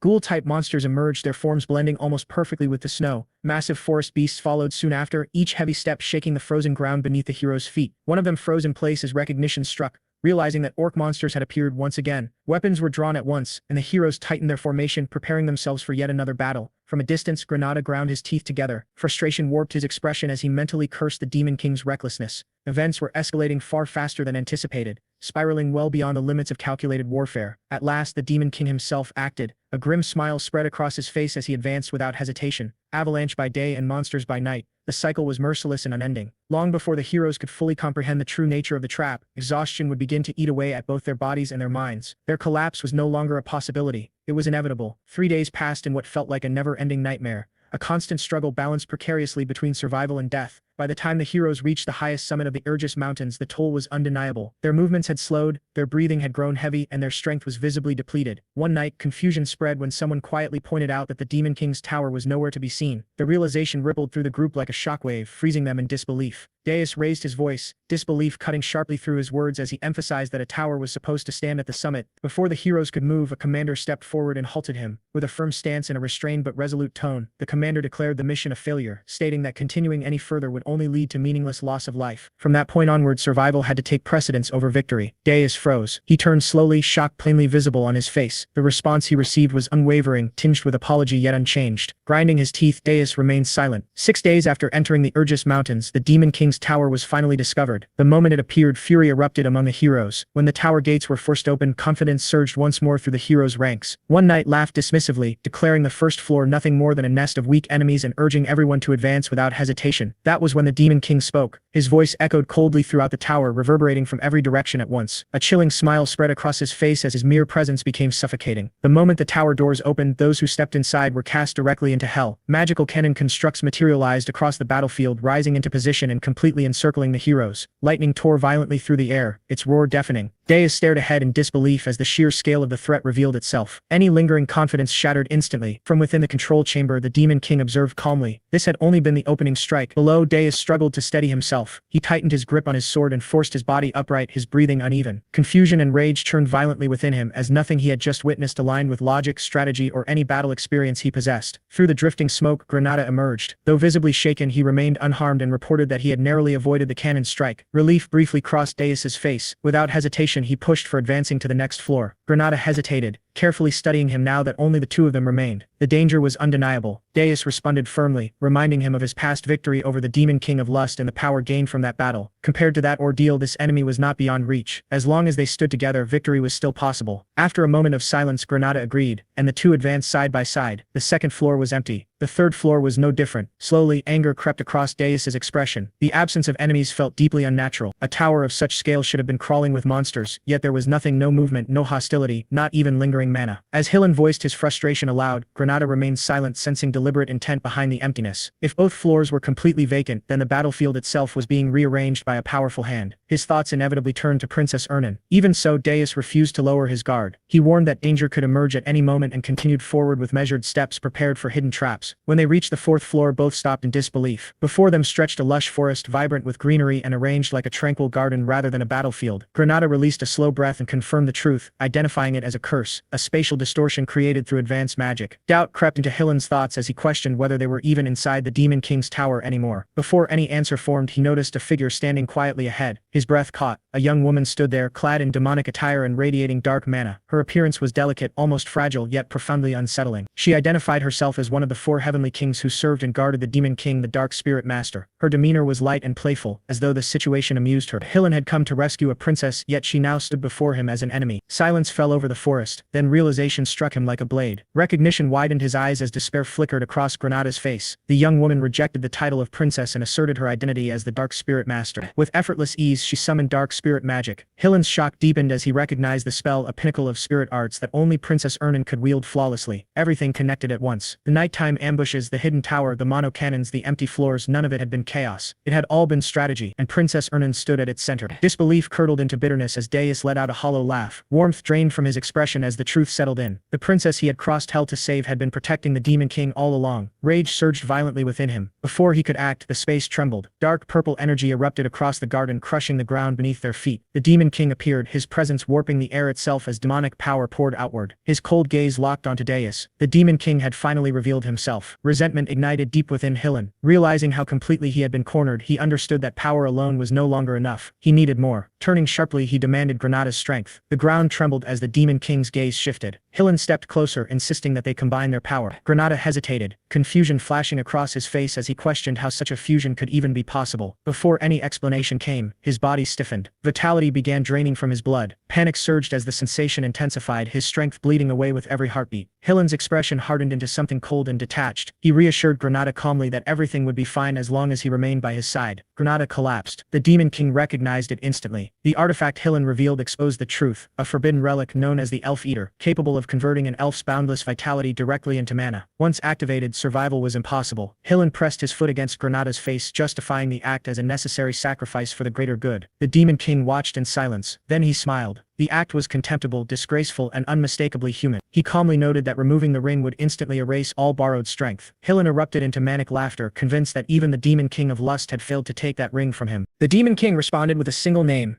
Gordon. In the next instant, Deus's expression twisted in shock as searing pain tore through his body and blood sprayed into the air. He had sensed nothing, no presence, no mana fluctuation, no warning whatsoever. His hand went slack, strength draining away instantly. Standing behind him was Gordon, the Demon King's loyal servant. His blade was already lowered as though the strike had been nothing more than a trivial inconvenience. Before Deus could recover, Gordon struck again, sending him crashing violently across the ground. He lay there staring upward in disbelief. In that moment, Deus fully understood the threat before him. Gordon was a high-ranking demon. Even with the artifact's power coursing through him, Deus had been utterly overwhelmed. Then pressure descended. The Demon King appeared behind him, gripping his shoulder with effortless strength. Crimson light burned within his eyes as a faint, amused laugh escaped him. Escape was impossible. Deus attempted to move, but his body refused to respond. Only then did the truth become clear to him. Space itself had become a cage. Before him loomed a massive wolf-shaped presence, an ancient ruler whose authority had once dominated the entire continent. Understanding settled into Deus's eyes. There was nowhere left to flee. Dark energy gathered around the Demon King, swirling violently as the ground cracked beneath its weight. His voice carried a chilling calm as he declared that the moment had come to reveal what a true Demon King truly was. The rumbling intensified. Deus's eyes widened in pure shock as oppressive energy spread across the battlefield, whispering destruction into every corner of the world. After Deus landed a devastating strike, Hillen remained sprawled on the ground, half dead yet still alive. Even after defeating him, Deus acknowledged that Hillen's power and strength were remarkable, as surviving such a brutal attack was no small feat. Deus then issued a cold order for Gordon to bind Hillen's hands and throw him into prison. He further instructed that the other humans who had collapsed outside the door be locked up as well. Gordon accepted the commands without hesitation and moved immediately to carry them out. Granada, by contrast, was in terrible condition. His body resembled a white skeleton, and he groaned in pain, claiming that he could already see the afterlife. Deus praised his efforts and mockingly rewarded him before using Spirit Blossom on him. In an instant, Granada was completely healed. He stood frozen in shock, stunned by the sudden recovery. Deus then applied Spirit Blossom to the princess as well. Watching this unfold, Granada quietly wondered whether Deus had healed him in the exact same manner. Soon after, the dwarf cried out in excitement. Deus acknowledged his hard work and granted him permission to dismantle the tower. The dwarf reacted with overwhelming joy, celebrating loudly and expressing boundless gratitude toward the Demon King. With everything settled, Deus instructed everyone to return to their duties and restore and maintain the floors they had been assigned. After delivering his final orders, he departed the area. As the situation calmed, Granada reflected on everything he had witnessed. Even after such a fierce battle, the Demon King appeared completely unharmed, a sight that only reinforced his fearsome reputation. The princess, however, seemed lost in thought. When Granada asked what troubled her, she brushed it aside, claiming it was nothing. Still, she quietly remarked that the Demon King appeared tired. The scene shifted to Deus alone. Away from everyone's eyes, he lay exhausted on the floor, teeth clenched as he admitted to himself how close the battle had truly been. He reminded himself that a Demon King could never afford to show weakness. Inwardly, he cursed Hillen, acknowledging just how dangerous that human truly was. Deus reflected on what it meant to face one of the 10 stars, the 10 strongest heroes on the continent. He recognized that while Hillen was among them, he was considered one of the weaker members. He admitted that he had barely used any demonic energy points to strengthen himself in this life, partly because he lacked sufficient resources. He knew with certainty that if Hillen had been in perfect condition, victory would not have been possible.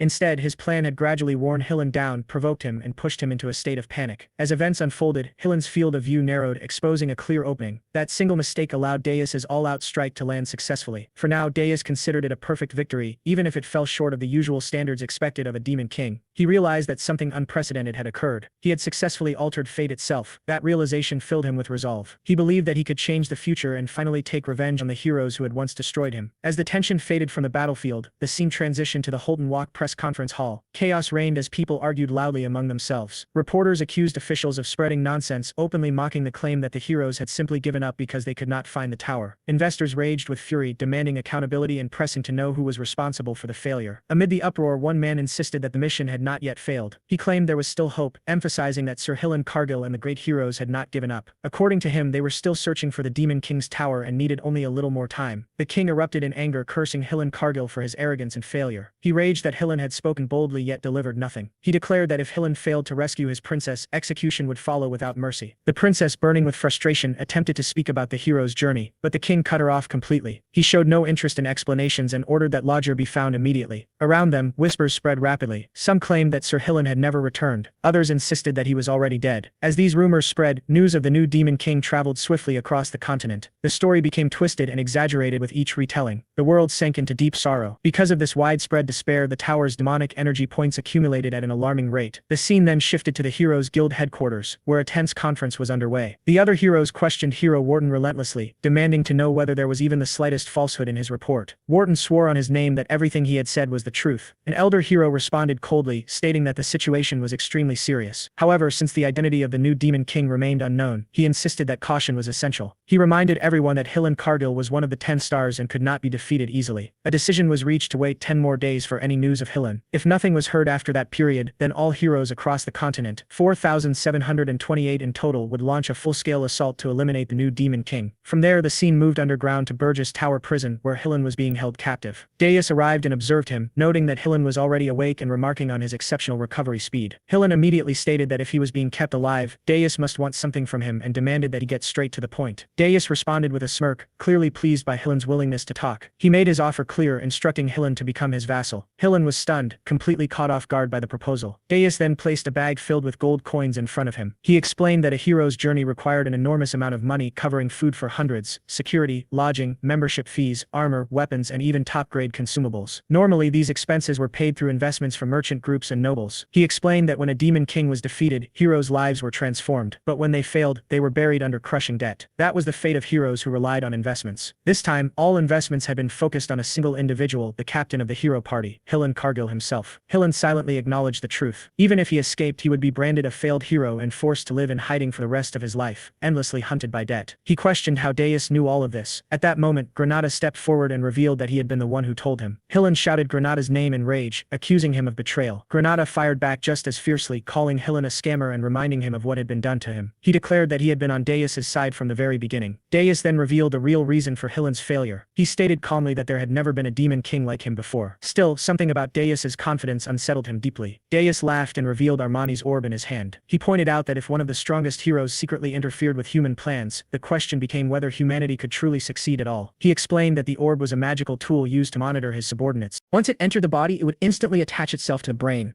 Darius would immediately know if Hillen harbored any hostility toward him. Then it was shown that the rest of Hillen's companions lay scattered across the ground, half dead and groaning in pain as they struggled to move. Hillen desperately tried to stop Darius, insisting that a hero as strong as himself was immune to mind control magic. He believed that the moment the orb entered his body, it would disappear and that none of this was his fault. Granada responded with a grin, explaining that a hero could have their mental defenses dispelled by their own will. Darius reacted with a mocking smirk, making it clear that Hillen's own words had sealed his fate. Enraged, Hillen hurled insults at Darius, calling him a deranged elf and demanding to know if he felt any shame. He declared that Darius should be the one ashamed, accusing him of wasting a precious magical tool, and swore that he would never submit to a demon king. Ignoring his resistance, Darius coldly silenced him and forcibly made Hillen swallow the orb. Agonizing pain tore through Hillen's body as the magic took hold. Granada observed that Hillen was remarkably tenacious and questioned what would happen if he chose death instead. Darius showed no concern, calmly reasoning that a greedy human who treated his comrades as disposable tools for money would never sacrifice himself. A status window appeared, identifying Hillen Cargill. His equipment was listed as Armani's orb, and his status was now marked as a demon king's vassal. Hillen cursed bitterly as the transformation was completed. The scene then returned to the castle where Gordon addressed Darius. Although Hillen Cargill had been made a vassal, the massive debt of 100,000 gold meant his actions would be heavily restricted. Gordon pointed out that the gold coins previously exchanged for demonic energy points amounted to barely 2,000 gold, a sum comparable to a small nation's annual budget, and questioned how more would be gathered. Darius responded with a confident smirk, stating that it was about time he received a message. When Gordon expressed confusion, Darius clarified that he was referring to the annual gathering of demon kings known as the Unison of Towers. In his thoughts, Darius reflected on his previous life, remembering how he had never attended such gatherings because he found the idea of demon kings banding together repulsive. Yet now he reasoned that the other demon kings had survived in Arian for a long time and must have accumulated vast amounts of gold and treasure. Gordon reacted in shock, believing that Darius intended to exchange demonic energy points for money once again. In the past, Gordon would have protested strongly, but after confronting the heroes directly, he understood the necessity of Darius's methods. He realized that if they had followed the old standards, they would never have been able to stop the heroes. With no other choice, he accepted this truth and resolved to believe in his demon king. At that moment, news arrived that an invitation to Unison of Towers had been delivered. Gordon immediately informed Darius. Darius responded with a sly smile, declaring that they would go. He resolved that they would swindle his senior demon kings. Gordon acknowledged the order and pledged his obedience. The scene shifted to the Tower of Lies, specifically the demon king's room on the 13th floor. Darius entered with a faint grin, noting that he hoped he was not late for the appointment. He observed that everyone had gathered early and wondered if there had really been that much to discuss without him. Draxon Doldov, the beast king of the wolf beastmen race, stepped forward and welcomed Darius. Reyna Soldan, the demon lord of the winters and a frost demon, remarked that Darius was the one everyone had been talking about. Ugur Belvak, the demon king of indestructibility from the Titan race, stated that the fool who had insulted Jason Kochman had already been taken away. Jason Kochman, known as the Devil of Lies from an unknown tribe, also happily welcomed Darius. Darius responded with a smile, internally labeling them as pathetic. He commented on Harmony and questioned whether a demon king should feel ashamed. In his thoughts, he admitted that he knew this was the right path for Arian, yet something still lingered in his mind. Belvak suddenly erupted in anger and cursed at Darius, demanding what a newcomer like him could possibly know about Arian. Darius calmly reflected that by scratching the surface just a little, it was easy to read people. He sensed that Belvak was openly radiating murderous intent. Darius smirked and mockingly called him an idiot, stating that he thought he was the only one in charge there. Belvak's rage intensified as he threatened to kill Darius if that was what he wanted. Darius replied casually, telling him to try if he could. As the two demon kings locked eyes, Jason intervened, reminding Belvak that this place existed for Harmony and asking him not to ruin it. In Darius' mind, he noticed that the killing intent of both demon kings vanished instantly. He realized it was not magic and wondered whether it was Jason Jason's power or the power of the tower itself. Darius agreed to proceed. Jason thanked him for his cooperation. Darius considered whether this phenomenon was similar to Mana's ghost, then dismissed the thought as unfounded speculation. He reminded himself not to let his guard down. Jason announced the start of the harmony at the top and declared that everyone could now speak freely. Darius remarked that it was not particularly impressive. Draxon angrily demanded to know from Belvec where Hillen Cargill was now. Darius fell silent and finally stated that Hillen Cargill was. The scene smoothly transitioned to the adjutant's reception room within the Tower of Lies. There, the aides of the Demon King of Beasts and the aides of the Devil of Lies stared coldly at Gordon. One of them questioned whether Hillen Cargill was dead. Gordon, visibly nervous, claimed that he did not know and explained that he had not even come to the top. He guessed that Hillen Cargill might be wandering around Mount Irgist and begged them not to question him further. Another beast scoffed, saying that it made no sense and that the tower should be visible if that were true. Gordon responded that it was not their tower. A different beast remarked that perhaps the rumors were true and mentioned His Majesty the Demon King. Gordon thought to himself that everything was indeed as Darius had said. Darius' earlier instructions echoed in his mind, reminding him that if other officers asked about Hillen Cargill, he was to say that he did not know and to act as a spy. He recalled Darius emphasizing that strict confidentiality was the top priority. Even so, Gordon felt something was strange. He realized that the Demon King had not been wrong. Gordon finally spoke. He suddenly shouted that the devil he served was a rebel, a fool who never listened to anyone. He complained that if left alone for even a moment, that devil would start doing bizarre things and angrily declared that if things were going to be like this, then everything should just be done without him. As the outburst ended, Hillen felt an unexpected sense of relief wash over him, and he could not understand why it felt so refreshing. Hearing Hillen outburst, the remaining beastmen responded with understanding. They expressed that they already knew and truly understood how things were. It complained that all demon lords were the same and repeated the words about their own demon king again and again. As Hillen heard this, tears poured from his eyes. In his heart, he realized that he had truly needed this small moment of comfort.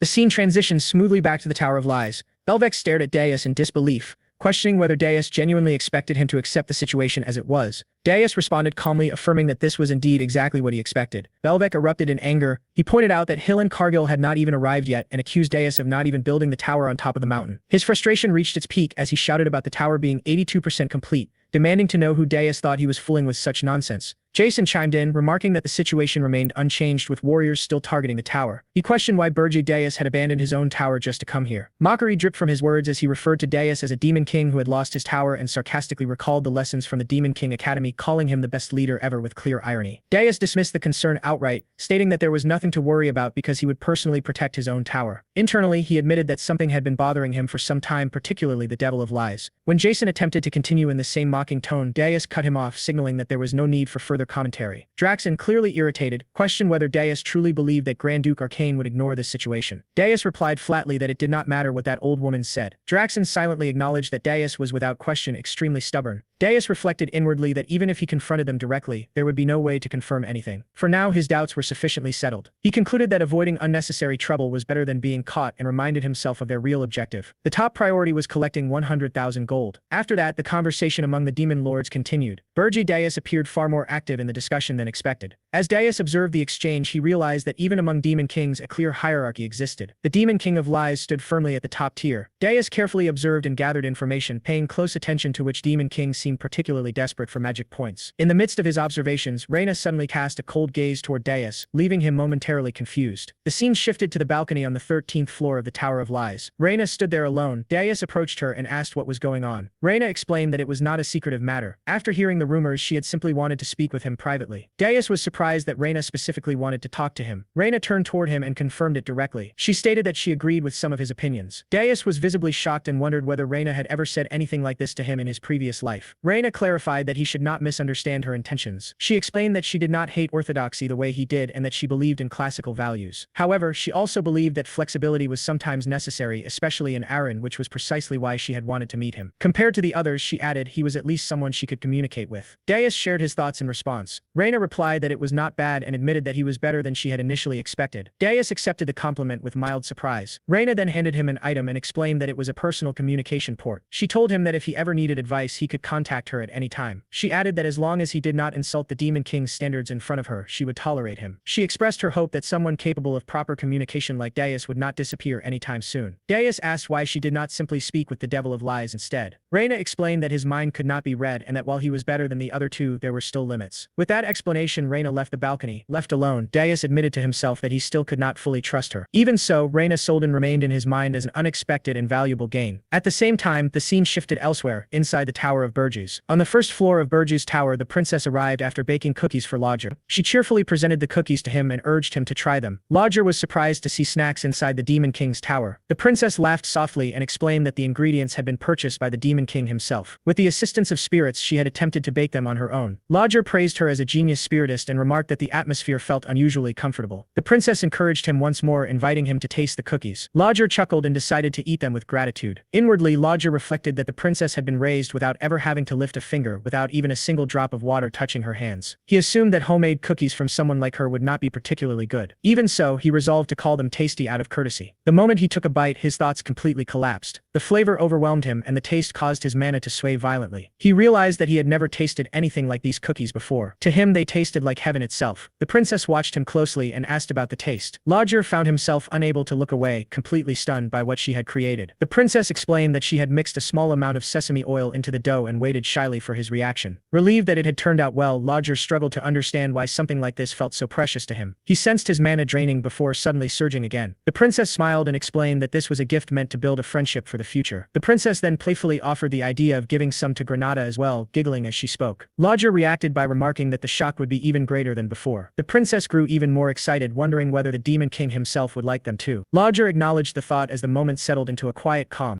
The scene then transitioned smoothly back to Darius, who had just finished his private conversation with Reina and made his way back to the meeting hall. Upon returning, he immediately noticed that the area was completely empty. Darius observed that everyone had already left. Jason confirmed that the Harmony meeting of the tower had officially ended. Darius remarked that it had ended far too quickly. Sensing his tone, Jason offered him a cup of tea, suggesting that he might be feeling some regret. Darius dismissed the notion entirely, making it clear that he felt no sadness over it. Maintaining a calm demeanor, Jason insisted that Darius, as a human, was in desperate need of something essential, and that thing was money. The statement left Darius visibly shocked. Internally, he questioned what Jason truly meant and wondered how he could possibly know something like that. Jason made it clear that pretending was meaningless. He stated that Draxon had already told him everything. The tension in that moment sharply intensified, but Jason dismissed it entirely, stating that there was no need to waste time on meaningless psychological warfare. He immediately moved to the main point and proposed a deal involving demonic energy points in exchange for human currency. Dishers reacted cautiously, demanding to know Jason's true intentions. In response, Jason let out a quiet chuckle and revealed his plan. Aligning himself with Burgess, he expressed his hope that they would maintain a good relationship moving forward, reinforcing his willingness to cooperate and support their mutual interests. With that, the scene smoothly shifted to the first floor of Burgess Tower. Large sacks filled with gold were revealed, sent by Jason as part of their agreement. Dishers immediately gave instructions to take 100,000 worth of gold and move it without delay. Helen stood frozen in shock, realizing that Jason had truly fulfilled his promise. Dishers carefully analyzed the situation, suspecting that Jason might possess the means to track the flow of money. He realized that the worst possible outcome would be becoming nothing more than Jason's puppet. Turning his attention to those present, Dishers explained that everyone who remained had already been transformed into dark knights and dark magicians. He pointed out the individual standing at the center, stating that his name was Ammon, a member of the Golden Moon Merchant Guild, and revealed that he had already been aware of this when the contract was first established. Helen listened silently as Dishers continued speaking. Dishers instructed that the dark knights and dark magicians of Burgess Tower would be responsible for managing the funds, emphasizing that they would obey his commands with absolute loyalty and without hesitation. At the same time, the dark knights and dark magicians who had been forced into binding contracts by Dishers were filled with deep resentment. Within their hearts, they silently pleaded for Helen to save them from their current fate. Dishers then stated that the situation was not a complete failure, since everyone was still alive and a debt could still be repaid. From this, the implication arose that they might be able to return to their roles as heroes in the near future. Helen responded with a smirk, suggesting that they should make it work as partners. Dishers' expression immediately darkened. In the next instant, he pressed the orb in his hand, activating the linked orb embedded within Helen's brain. A wave of unbearable agony surged through Helen's body, forcing him to collapse onto the ground. Dishers coldly corrected him, declaring that their relationship was not one of partnership but one of master and slave. The dark knights and dark magicians felt a grim sense of satisfaction, believing that Helen deserved such treatment. Still trembling in pain, Helen forced out a weak remark, attempting to mask his suffering by saying that he had not realized Dishers took pleasure in such cruel games. Dishers showed no reaction to his words and emotionlessly ordered everyone to disperse and carry out their assigned tasks. As the scene progressed, the princess appeared and handed Helen a letter. She instructed him to deliver it to her sister. Helen realized that she was referring to Elena, the 13th princess of Hilderin, and responded by acknowledging her request and accepting the task. Later on, Gordon voiced his concern to Darius. He clarified that it was not a matter of distrusting the Demon King, but rather doubt about whether the hero would truly follow orders properly. Darius responded by explaining that Helen Cargill was not a simple materialist who only sought money. He noted that although it might not seem obvious at first glance, the vulgar greed typical of humans who only chase wealth was not present in Helen. At the same time, Darius admitted that Helen was not especially noble either. He concluded that Helen Cargill did not seek honor, but popularity. Darius observed that Helen was aggressive in everything he did because he wanted to stand out. He added that if Hillen controlled himself well using the Armani orb, there would be no better spy than him. Gordon reflected silently, realizing that Deus had studied humans to this extent. He felt that he could no longer remain idle. Deus then smirked and imagined the outcome. He stated that if a hero acting as a subordinate of the Demon King were to destroy human society from within, it would be a sight worth seeing. Gordon immediately agreed and affirmed his loyalty to the Demon King. At that moment a knock echoed at the door, leaving both of them briefly confused. The scene then revealed the princess entering the room. Carrying a plate of cookies, she offered them cookies in a calm and casual manner. Deus took the plate from her, and commented that she had been coming in and out of the hall room whenever she pleased lately. He warned that if he disliked it, he would send her to the underground prison for an entire month. The princess responded confidently, insisting that he try them first. Deus looked at the cookies, and remarked that they were nothing more than a simple human dessert. As Deus took a bite of the cookie, his expression changed instantly. He was visibly shocked by the taste and reacted to the unfamiliar flavor. The princess watched closely, and thought to herself that he had reacted, wondering if he liked her cookies, just like others did. A faint sweat appeared on Deus's face, as he smirked and acknowledged it. He remarked that for a human dessert, it was decent. The princess was stunned internally, realizing that he had withstood it. Deus then pointed out that medicinal herbs had been mixed into the cookie. He noted that the flavor was dangerous. The princess openly admitted it, saying she knew he would notice immediately. Deus connected her action to the reward he had previously given her, and concluded that she clearly wanted something specific in return. The princess chuckled and confirmed that this was indeed the case. Deus remained silent, his confusion obvious. The narration then shifted forward in time. After arriving at Molten Walk, they immediately departed for Hilderan through the teleport circle, and Granada restored discipline soon after. The scene moved to the Scarlet Hawk mercenaries' headquarters, where all of Granada's subordinates returned beaten and battered. Granada, burning with anger, questioned how they had all fled during the first avalanche, and left their captain behind. He accused them of abandoning him over something they did not even bother to face. One mercenary, his face swollen and tearful, tried to explain. He insisted it was not like that, and begged Granada to listen. He described Regressed as a place where even heroes had fallen, and questioned how mid-rank mercenaries like them were supposed to endure it. He claimed they had no other choice if they wanted to survive. Granada responded with fury, beating the man as he shouted that survival did not justify abandoning their captain. Just then someone called out to Granada, causing him to turn around. Standing before him was a blonde-haired female knight. She introduced herself as Kaid, declaring that she was a hero. She explained that due to unavoidable circumstances, she had been unable to join the hero's expedition from the beginning, but had now come to seize the opportunity to participate. Despite her late arrival, she asked for permission to join the hero's expedition. Granada responded with visible confusion, questioning her reason for coming, and expressing his disbelief at seeing a hero appear in that place. At the same time, some of Granada's subordinates, already intoxicated and enjoying themselves, began joking around. They pointed out that Kaid had been the one who paid for their drinks, while their captain was absent, and casually suggested continuing to drink more. Granada immediately silenced them by striking them again, and ordering them to be quiet. He then acknowledged Kaid's generosity in paying for their drinks, but informed her that the hero's expedition had already ended. Hearing this, Kaid was left visibly stunned. Granada continued explaining, stating that Hillen Cargill and the others had already departed from Holton Walk. Kaid reacted with shock and disbelief. Unable to accept the situation, she apologized for her bold request, and asked him to tell her everything that had happened, expressing her desire to hear about the expedition's failure. Internally, Granada resolved that he would only reveal the information that the Demon King had permitted him to share. The scene then shifted to the two of them sitting together inside a restaurant. Granada began recounting the events in detail, explaining everything that had transpired. After listening carefully, Kaid handed him several gold coins, while showing clear disbelief. She realized that the Demon King's tower had not actually been located at the summit. With that realization, she concluded that there was no longer any reason for her to remain there. She expressed her gratitude to Granada for taking the time to share the information with her, and stated that the gold was a gift in appreciation of his help. After conveying her thanks, she stood up and left. After her departure, Granada's subordinates spoke dismissively, describing her as an inexperienced hero who lacked understanding of the world. They remarked that it would not be surprising if she were eventually betrayed.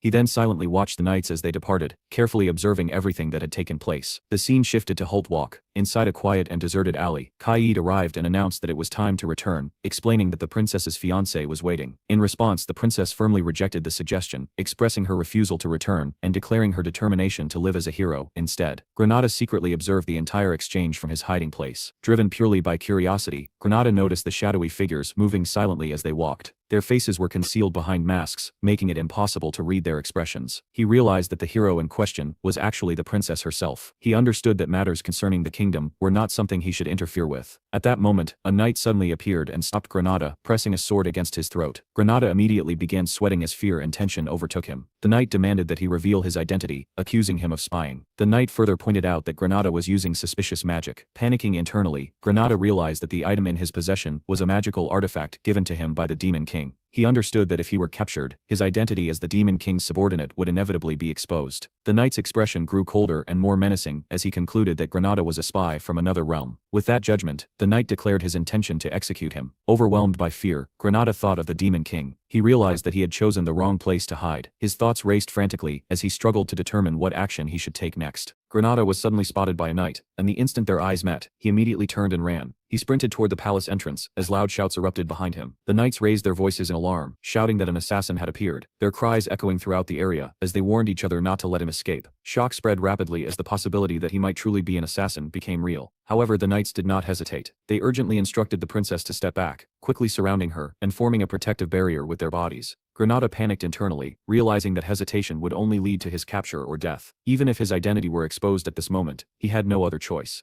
At that instant, the knights released a barrage of arrows toward him, pushing the situation beyond the point of return. Just as the arrows flew toward him, the Demon King suddenly appeared. He casually remarked that he had been wondering why things were taking so long. In the next instant, the arrows aimed at Granada shattered in midair, effortlessly destroyed by the Demon King's overwhelming power. Granada was left completely stunned by what he had just witnessed. Unable to fully comprehend the scene before him, Granada watched as the Demon King spread his wings and rose into the air. A flame of magic calmly formed in the Demon King's hand as he casually commented that Granada must have been wasting time playing around in a place like that. The Demon King dismissed the entire matter lightly, casually remarking that there was no need to make such a fuss over wounds that could heal easily. Hearing this dismissive attitude, Granada reacted with visible frustration, expressing through his tone and demeanor that he was taking the situation far more seriously. Panic spread among the knights as they shouted in unison, reacting as if an unimaginable enemy had descended upon them. They immediately assumed that the Demon King had come for the princess and believed he intended to abduct her as part of some dark sacrifice. She urged the knights not to hesitate and declared that this was their opportunity to capture the Demon King.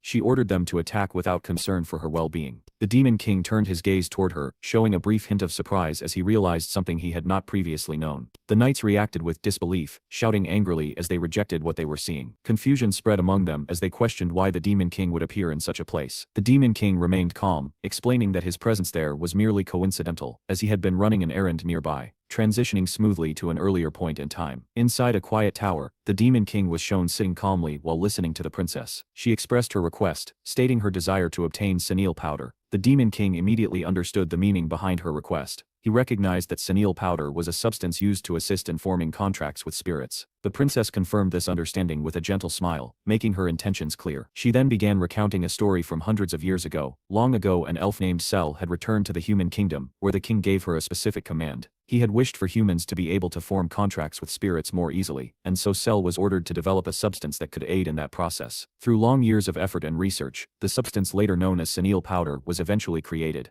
The Demon King shifted his focus back to the princess herself, calmly pointing out that based on her natural talent alone, she did not actually require senile powder. The princess responded with a faintly saddened expression, conveying that he was overestimating her abilities. She explained that, as he already knew, the tower contained very little mana, and without senile powder, her spirits would struggle to function properly. The Demon King continued, revealing that he himself had been considering forming a contract with a new spirit, specifically one of a higher level. Hearing this, the princess became visibly flustered. She turned her face away and pouted slightly in embarrassment. Her fire spirit and water spirit mimicked her reaction perfectly, reflecting her emotions. After a brief moment of silence, recalling memories from a previous life involving Ernan, she remembered that at the age of 27, she had formed a contract with a high-level spirit, an event that had shaken the entire continent and thrown it into chaos. Forming a contract with a higher-level spirit was something only a few humans had ever achieved, yet now it was happening 7 years earlier than expected. She had intended it to be a surprise. The Demon King casually finished his cookie, expressing that he had eaten well before standing and leaving. The scene returned to the present. Daius raised his hand, forming a dense and overwhelming mana flame. He expressed his intention to finish everything quickly due to his own circumstances. The Night Princess froze in shock. Without hesitation, Daius released the flame. A massive explosion instantly engulfed the battlefield. When the destruction cleared, everything had been annihilated. Yet the Night Princess remained standing. A powerful green aura flowed from her body. The Demon King stared at her in surprise. Ignoring the knight's warnings, she charged forward and attacked. She declared that a warrior's aura could destroy demons and expressed that warriors were the natural enemies of the Demon King. She rejected her life in the palace, declaring the battlefield as her true place. face. She unleashed Jespine's highest swordsmanship, the Crescent Slash. The attack detonated the air and surged toward the Demon King. As she fought, she reflected on her past. She had been treated as insignificant, someone easily discarded for political gain. Despite that, she endured brutal training to be acknowledged as a warrior. She believed defeating the Demon King would finally earn her recognition and freedom. With that resolve, she risked everything. In response, the Demon King calmly gathered aura and instantly shattered her sword. She froze in shock as the fragments scattered. A dark red aura erupted from his body as he rose into the air, completely dominating the battlefield. His presence overwhelmed her, filling her with fear. He mockingly expressed that someone who was both a princess and a warrior could be useful. Fear consumed her. The knights immediately rushed forward, placing themselves between her and the Demon King. The Demon King released another massive explosion. His aura engulfed everything. Minutes later, silence remained. The battlefield was completely destroyed. The ground was torn apart, and knights lay motionless. Two healers soon arrived. Seeing the destruction, they immediately realized a demon was responsible. They found an injured knight and desperately tried to keep him conscious. With his remaining strength, he mentioned the princess and the Demon King. The healers froze in shock. The scene then shifted to the dungeon of the Tower of Burge. In the dungeon, the Demon King brought the unconscious warrior princess. Her body was covered in bruises and wounds from the battle. Another princess examined her carefully and wondered if she was senile. The Demon King corrected her, stating that she was Princess Cuddy Jespine, the 9th princess. He declared that she would now live on the 4th floor of the tower, and instructed that she be treated properly, concluding that she would be useful if raised well. The princess agreed, but asked why another princess had been brought. The Demon King casually explained that he found her along the way and picked her up, adding that kidnapping royalty helped him gain magi points. When the princess asked what magi points meant, the Demon King immediately realized he had nearly revealed a secret. He denied it and claimed she had misheard him. He then changed the subject and stated that he would bring her sineal powder. As he left, he internally reprimanded himself, reminding himself that he was the Demon King and she was only a prisoner. Soon after, news spread across the continent that the 9th princess of the Jespine Empire had been kidnapped. The scene shifted to the Hero Guild headquarters. Hillen stood at the center while the heroes questioned him. One hero confirmed that Hillen was telling the truth. Hillen lowered his head and admitted his failure to locate the Demon King's tower, accepting responsibility. Another hero reassured him, expressing that no warrior should be blamed for such an outcome, since doing so would discourage future leaders. Hillen felt relieved and expressed his gratitude. At that moment, new information arrived. A hero reported that during the retreat, the Demon King had kidnapped the 9th princess. The Jespine Empire had requested the raising of the warrior's banner. Hillen spoke, expressing regret and proposing a reconnaissance mission instead of immediate war. He reasoned that a truly powerful Demon King would not hide, and secrecy suggested weakness. The heroes agreed with his logic and supported his proposal. A senior hero then declared that full-scale war would be suspended until the tower's location was confirmed. Hillen bowed and silently wondered if this outcome had been part of the Demon King's plan, realizing he had successfully bought time. The scene returned to the Demon King, who reviewed Hillen's report and instructed him to continue observing. He admitted to himself that without Hillen's actions, the warriors would have already launched an attack. He considered recruiting them one of his best decisions. Outside, Hillen and Granada used their influence to delay the warriors further. Meanwhile, the Demon King continued his plans, focusing on accumulating demonic points through kidnapping royalty. His resources steadily increased. He also prepared to use the powerful Armanis beads as an energy source. The dwarves reinforced the tower, making it nearly impenetrable. Krutu's power grew through contracts with high-level spirits, including Princess Ernan. The Demon King concluded that even elite warriors would not be able to defeat him. With the tower nearing completion, his thoughts turned to revenge. He aimed to take revenge on the warriors who had killed him before. His target was Amor, the city of magic and engineering. His goal was to seize it without being detected. The scene then shifted to the kingdom of Akan, to the great city of magic and engineering, Amor. On the outskirts of the world's largest magic market stood a small and unremarkable shop known as Jettison's Paradise. Inside, the shopkeeper sat lazily behind the counter, casually flipping through a newspaper. His expression gradually grew dull as boredom overtook him, and he released a weary sigh. While reading, his mind wandered to the latest rumors spreading across the continent. He recalled reading that the 9th princess of Jespine had been kidnapped immediately after the hero expedition ended. He also reflected on the growing anger directed toward the Hero Guild and their continued inaction. The newspaper further reported that a hero named Logir was now being hunted. After absorbing all of this information, the shopkeeper quietly muttered to himself, expressing that these events truly made it feel like the end times were approaching. Suddenly, the bell above the door rang, announcing the arrival of a new customer. The Demon King stepped inside. The seller immediately set aside his newspaper, straightened his posture, and greeted the Demon King with an overly bright and friendly smile. He welcomed him enthusiastically, and asked if there was anything specific he was searching for. The Demon King, however, paid little attention to the seller's exaggerated enthusiasm. His gaze swept across the dusty and run-down shop with clear disinterest. He finally spoke, stating that he was looking for some powder and asking whether it was available. In his thoughts, he recalled that the princess had personally asked him to bring this powder for her. Upon hearing the request, the shopkeeper's mood shifted instantly to excitement. His eyes sparkled as he proudly declared that they absolutely had it in stock. He began speaking with excessive cheer. The narration then further explained the setting. The kingdom of Akan was known as the sacred land of magic engineering, attracting heroes, mages, and alchemists from all across the world. Because of this, famous shops were constantly filled with powerful individuals. Even when demonic energy was carefully concealed, the risk of being detected in such crowded places remained high. This was precisely why Demius had deliberately chosen this quiet and isolated shop with almost no customers. The shopkeeper then eagerly held up 2 glass vials filled with sin powder. Laughing loudly, he cheerfully declared that the Demon King was extremely fortunate today. He then picked up one of the vials and examined it carefully. He observed that sin powder was normally green, and questioned why this one was purple instead. The shopkeeper laughed and explained that this was a newly developed version. Lowering his voice, he revealed that it had been secretly created inside the Mage Tower, and had not yet been officially released. The seller continued his excited explanation, emphasizing that this new sin powder had not yet entered the public market. In his thoughts, he assumed that the man before him must be a wealthy noble, since no ordinary person would travel all the way to such a remote and shabby shop. The Demon King immediately saw through the seller's intentions. His expression darkened as he realized that the seller understood he had limited options and was deliberately attempting to extort him. Anger surged within him, and for a brief moment he considered killing the seller on the spot. However, before he could act on that thought, the bell above the shop door rang once again. The seller instantly shifted his attention away from the Demon King and turned to greet the new arrivals with cheerful enthusiasm. A group of people stepped inside, and one of them quietly whispered to another, expressing disbelief and questioning why they were beginning their search in such a shabby place. The Demon King looked toward the entrance and froze in shock. He immediately recognized the newcomers as Princess Louise and her knights. One of the knights calmly remarked to Louise, expressing his belief that if the man named Logir possessed any sense, he would avoid appearing in places that attracted attention. Louise, however, displayed clear irritation. She openly complained, expressing frustration at being forced to enter such a filthy place because of him. Hearing this, unease grew within the Demon King as he was the one responsible for kidnapping Logir. One of the knights then approached the seller and politely explained that they were searching for someone. Meanwhile, the Demon King carefully observed Louise. He studied her sharp temperament, her rough tone, and most notably, her distinctive twin tails. He became certain that she was Louise Werft. At the same time, he reassured himself internally, reminding himself that she would not recognize him since he had used a magic item to conceal his identity during their previous encounter. The seller laughed awkwardly, and told the knight that he understood they were searching for someone. Then, in a strange and absurd claim, he stated that he suffered from a peculiar condition, explaining that his memory would fail him if he did not sell anything first. The knight reacted with visible confusion and shock at such a bizarre statement. Louise immediately responded with fury, expressing her anger through harsh insults directed at the seller. In the next instant, she stepped forward and pressed her sword dangerously close to his neck. He screamed in panic, reminding them that murder was forbidden in the royal capital and begging desperately for his life. Trembling uncontrollably, he pleaded that if they were going to threaten him, they should at least buy something first. Staring at him in disbelief and expressing that he had completely lost his sanity, he expressed his willingness to accept any punishment they chose, as long as they agreed to buy something first. Hearing this, the Demon King remained stunned in silence. Even Louise herself appeared momentarily surprised. She stared at the seller briefly, visibly taken aback by his boldness. Then, unexpectedly, she burst into laughter. Rather than remaining angry, she expressed amusement and commented that the man was surprisingly interesting. Deciding that she was willing to see what he had to offer. Seizing this unexpected opportunity, the seller quickly changed his approach. He immediately renamed the sin powder and presented it proudly as Arch Powder. He confidently claimed that it was an extremely valuable item, particularly useful for dwarven masters. Without hesitation, he declared that its price was 3 gold coins. Watching this unfold, the Demon King felt his anger intensify. His teeth clenched tightly as he silently cursed the seller in his thoughts, realizing that the man had attempted to scam him and was now shamelessly deceiving Louise as well. Yet, to his surprise, Louise appeared completely satisfied. She accepted the Arch Powder without hesitation, expressed her thanks to the seller with a smile, and even offered blessings toward him, before shifting her focus back to her true objective. She then calmly asked whether a dwarf named Logir had recently passed through the shop. The seller shook his head and expressed that it was the first time he had ever heard that name. However, he quickly added that there was a well-known gathering place in Aachen where blacksmiths typically met whenever they visited the kingdom, suggesting that they might find useful information there. She then signaled that it was time to leave, and her knight immediately acknowledged and followed her decision without hesitation.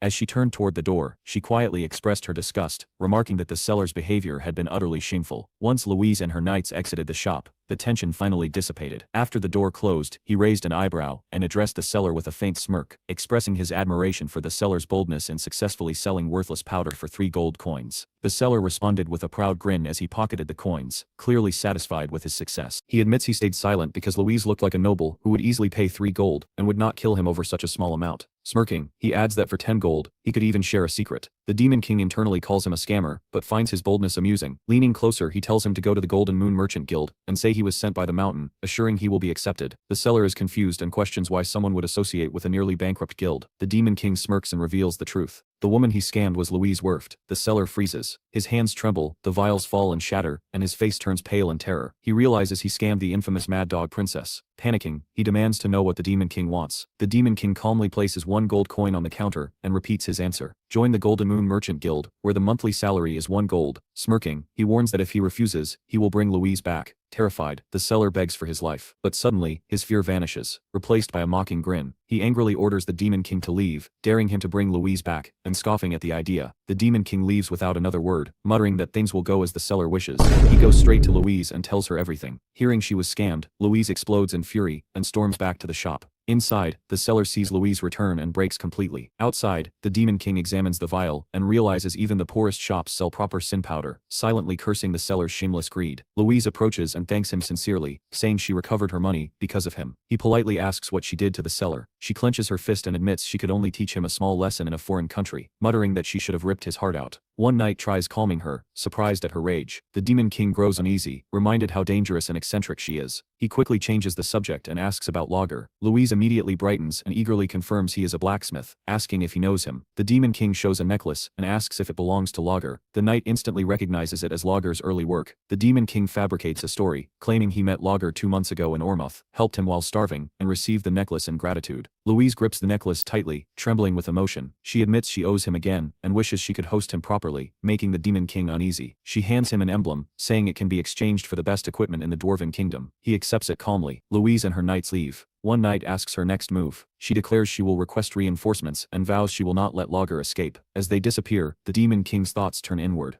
One word echoes in his mind: the heart. Memories resurface. After regression, he realizes he forgot a crucial event. Draxon discovered the heart of a mystic beast. After absorbing it, Draxon gained overwhelming power. A realization settles in. That power was the only thing Demon King truly desired. Now reborn as a new Demon King, Demon King understands his current limitations. Dimensional interference is still heavily affecting him, restricting his true strength. If he were to fight Louise one-on-one under these conditions, especially with Louise being fully equipped with high gear, Demon King knows the outcome would be uncertain. At best, he would barely manage to win. That would not be enough to take revenge on the heroes, and to survive in this dimension. Demon King comes to a decisive conclusion. He will send Louise to Ormuth, to the place where the Tower of Beasts stands. Their two monsters will inevitably clash. The Mad Dog Louise and the Demon King of Beast Draxon. While those to tear each other apart in brutal conflict, Demon Kings will remain in the shadows, waiting for the perfect moment. And when the battle ends, he will claim the prize for himself. Deep within the Rainforest Kingdom, the scene shifts once again. The dwarf princess pushes through the dense jungle as her armor brushes against thick vines while her companions follow closely behind. One of the dwarves rushes toward her urgently and reports that airborne officers have delivered an ultimatum. An anonymous source demands that they withdraw immediately. Yet she does not slow down, and her eyes burn with determination as she answers firmly that she still has not found him. Continuing deeper into the dark forest without any intention of turning back, cold sweat rolls down the dwarf princess's face while her subordinate urges her again, warning that they must inspect only the areas permitted by the anonymous order. Yet she clenches her teeth as anger overpowers her hesitation, and she declares that there are still places she has not searched. Then her gaze suddenly locks onto Beast Mountain standing in the distance, and she freezes for a moment in disbelief. Even the domain of the Beast King is considered forbidden and dangerously beyond reason. A dwarf calls out desperately to stop her, but she continues walking forward without hesitation, confidently declaring that it will be fine because no one can touch her. Sweat soaks through her armor, yet excitement burns brightly in her eyes as she laughs sharply and declares that someone dared to challenge her, reminding everyone that they are part of the royal family, and the entire nation wields dwarven weapons crafted by their kingdom. If anyone wants war, then they will receive war. Beside her, the small doll companion whispers nervously and wonders what if there were never any loggers in this forest? What if the man they trusted fooled them?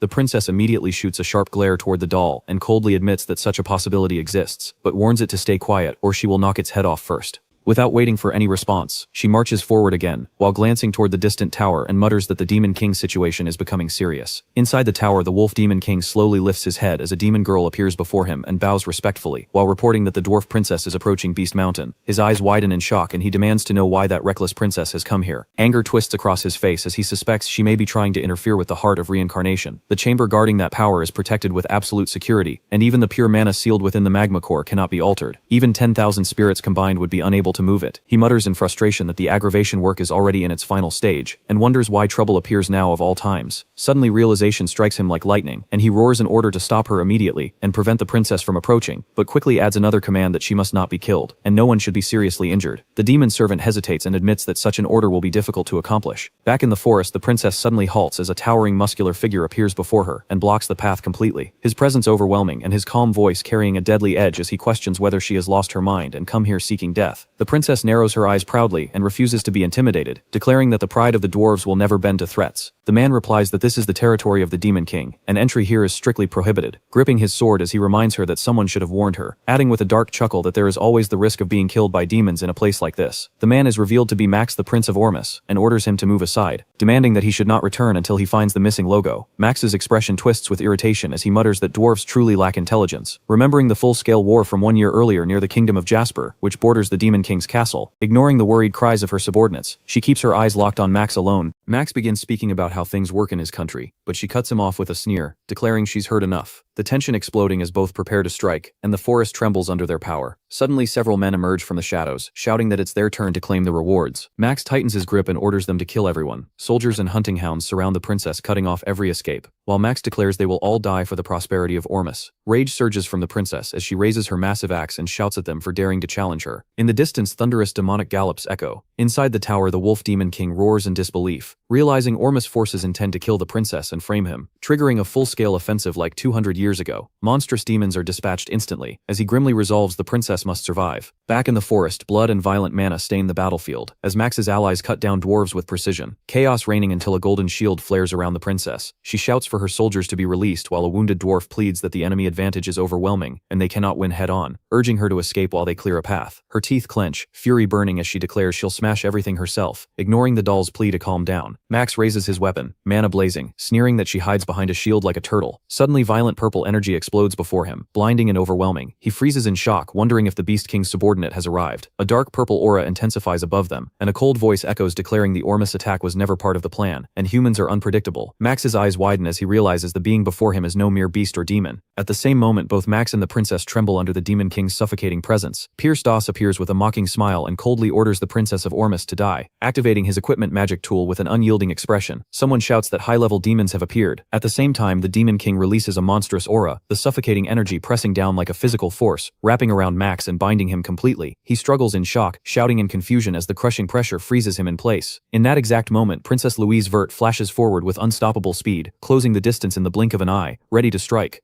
Some of Max's soldiers gather their courage and angrily shout that she dared to attack the prince and must pay for it. Yet even as they speak, they can feel the terrifying power radiating from her body, the pressure alone making it hard for them to stand their ground. Louise's expression hardens as she fires back that they came here to kill her first, and now she will send them to their prince as well. At that moment, the dwarf soldiers arrive and immediately form a defensive shield around the princess, while others rush forward to launch counterattacks. The forest erupts into chaos as explosions shake the trees and violent shockwaves rip across the battlefield. Watching everything from a distance with calm, unreadable eyes, the Demon King quietly remarks that Louise will not die here, deciding that the time has finally come to set his true plan into motion, as his gaze slowly rises toward the towering beast tower ahead. As the scene shifts to the tower, an immense surge of energy radiates from it, thick and overwhelming as if the very air itself is trembling. Inside the chamber, the Beast King rages as he realizes another demon lord has sent demons into his territory, his anger growing as he understands that the timing is far too perfect while the princess and Ormuth forces are clashing outside. Determined to see the situation for himself, the Beast King rushes to the battlefield and immediately demands to know what happened to the dwarf princess and the invading demon. His soldiers nervously explain that by the time they arrived, the princess was already surrounded by Ormuth troops, a report that only worsens his anger as a troubling thought enters his mind, that the same great war from 200 years ago might begin again. But when the scene shifts back to the battlefield, the truth becomes clear. Princess Louise is already cutting down every enemy before her in a brutal and unstoppable assault. Not a single soldier able to stand against her, while even her own troops shout desperately for her to stop before the battle turns into pure slaughter. Back with the Beast King, the soldier lowers his head and finishes the report saying the princess solved everything herself, and they were unable to help. Hearing this, the Beast King snaps in irritation and tells them not to confuse him like idiots. In his anger, the Beast King strikes the soldier. The man instantly drops to his knees and bows repeatedly, while apologizing again and again, his entire body trembling beneath the overwhelming fury. Soon more soldiers arrive accompanied by several powerful beasts. One of them hesitates before nervously reporting that Prince Max was killed by the dwarf princess. Another soldier quickly asks what should be done with the remaining Ormus warriors, clearly waiting for the Beast King's permission before taking any action. The Beast King remains silent for a moment, his expression dark and calculating, as he carefully considers the situation in his mind. Finally, the Beast King turns toward his soldiers and gives a firm order to send them alive, explaining that these men must provide their statements properly, so he will not be falsely accused. Then he looks toward the rest of his troops and sharply asks whether they have found the demon who invaded his territory. The soldiers hesitate before answering that they are still searching, their voices trailing off awkwardly. Hearing this, the Beast King grabs his head in frustration and calls them pathetic, saying that not only their heads but even their noses are useless. His anger burns fiercely, but soon his expression shifts into deeper thought. If it is a high demon that specializes in stealth, then it is no surprise these fools cannot detect it. He He narrows his eyes and mutters that it has been a long time since he has faced a situation like this. Then he activates a technique known as sensory supermaximization, a powerful method that heightens the senses by concentrating magic directly into the sensory organs. By mastering this technique, even the faintest traces of stealth magic can be detected. After a moment he senses it, faint traces of an unfamiliar demon lingering in the area. His expression darkens as a thought crosses his mind that perhaps that bastard had chased the dwarf princess. Immediately he turns to his soldiers and demands to know which direction the dwarf princess ran. One soldier quickly points and answers that she went that way, but before the sentence can even be finished, the Beast King vanishes from the spot and rushes forward with incredible speed, his furious voice roaring through the forest as he curses the Demon King. In that instant the Beast King suddenly understands everything, his eyes widening as the truth pieces itself together inside his mind. It was all about the dwarf princess and Prince Ormus. Even exposing the magic was part of the plan. Everything was meant to lure him away from the volcano. Rage surges through him like wildfire as his aura erupts violently, and he races toward the mountain, the ground cracking beneath his steps while the wind howls around him as he moves. The scene shifts deep within the Beast King's territory, inside a massive cave hidden near the volcano. Numerous beast warriors guard the area heavily, while bear demons carry materials back and forth with urgency and discipline. The entire place feels like a secret operation moving in perfect coordination. Then the view moves deeper into the cave, where the Demon King himself has already arrived at the hidden location. Standing before a massive pool of extraordinary lava while observing it carefully, the molten flow glows unnaturally as it radiates a strange and powerful energy. He quietly mutters that this is no ordinary lava, and that the energy of return is being transmitted there. No matter how tough Draxen was, it would have been impossible for him to jump into it, meaning the lava must have been secretly constructed to drain it, though he calmly adds that he does not mind at all. As he speaks, dark energy begins rising around his body while mysterious abilities awaken within him. He calmly explains that the black flame dragon's scales are capable of moving even within lava. Just then, someone senses his presence. A tiger demon, sharp and alert, instantly locks onto him and launches a full-force attack without hesitation, his weapon infused with all his strength as he strikes with deadly intent. Yet the Demon King simply raises one hand and stops the attack effortlessly, the weapon unable to move forward even a single inch. Without even looking troubled, the Demon King calmly remarks that at such a distance it was inevitable. A high demon would eventually discover him. The tiger demon bares his fangs and angrily shouts for him to stop right there, but before he can react further, the Demon King coldly tells him that he should come with him. With those words, he drags the tiger demon along and leaps straight into the massive pool of lava. As they plunge into the burning molten depths, the tiger demon's screams echo throughout the cavern, while his body is instantly destroyed by the intense heat without leaving a single trace behind. Yet the Demon King remains completely unaffected, as the black dragon scales covering his body protect him from the devastating heat, the molten fire sliding across his body as though it were nothing, while he continues descending deeper into the blazing depths. He often wondered what kind of recovery ability he had truly obtained, a faint smile appearing on his face as the memory returns. Then far below within the depths, something finally appears, a phoenix whose presence radiates immense power even within the lava itself. The Demon King recalls that during his time as a Demon King cadet, the existence of the phoenix had been confirmed across multiple dimensions, the phoenix capable of transcending dimensions ranging from divine beings to entities that rule their own realms as ultimate destroyers, the scale of its power differing greatly depending on its form. However, there was one thing all records shared in common. Every demon lord who completely absorbed a phoenix became powerful enough to have their name engraved in the history of the demon world. A quiet satisfaction appears on the Demon King's face as he softly thanks Draxen in his mind, saying that because Draxen absorbed the phoenix in the previous life, he is now able to stand here. The one power he always envied finally within reach, and in this life he will make sure to write his own legend with it. The Demon King slowly stretches his hand forward, and an overwhelmingly powerful light bursts from his palm, the radiance so intense that it illuminates the sky and the surrounding mountains even from far away. Seeing the blinding light in the distance, the Beast King's expression twists with shock and rage, as he roars in fury while demanding to know who discovered his phoenix, his mind racing through possibilities as he briefly considers Deus, but quickly rejects the thought because that man would never move without a clear benefit. In the next instant he arrives at the entrance of the cave, where the guards stammer nervously as they try to report the appearance of a demon, but the Beast King pushes past them without hesitation and orders everyone to stay back while he strides deeper inside, muttering to himself that Ugar lacks the intelligence to plan something like this, and Rena from the Snow Demon tribe could not approach the phoenix because of its fire attribute. Leaving only one possible explanation, he suddenly turns toward his soldiers and sharply demands whether they are safe. One soldier hurriedly explains that earlier the tiger demon suddenly jumped into the lava. The Beast King immediately snaps in disbelief, saying that such a thing is impossible, yet the trembling soldier continues and explains that the tiger claimed he was going to steal it. At that moment someone shouts that the Demon King is inside, and that it is dangerous, an immense light pouring outward from deep within the cave, growing brighter with every passing second, as its glow spreads far beyond the cavern, and becomes visible even from great distances. From afar several figures witness the astonishing sight: Princess Louise, Merchant Granada, Cargill, and Princess Elena, standing beside their soldiers as they watch the radiant eruption in stunned silence. Meanwhile, the Beast King's fury reaches its absolute peak as he clenches his fist and his aura explodes violently around him, roaring with uncontrollable rage that he will kill the intruder. And within the blazing depths, the phoenix finally reveals itself. Deep within a dense forest, a sharp, unnatural sound echoed briefly before fading, leaving silence.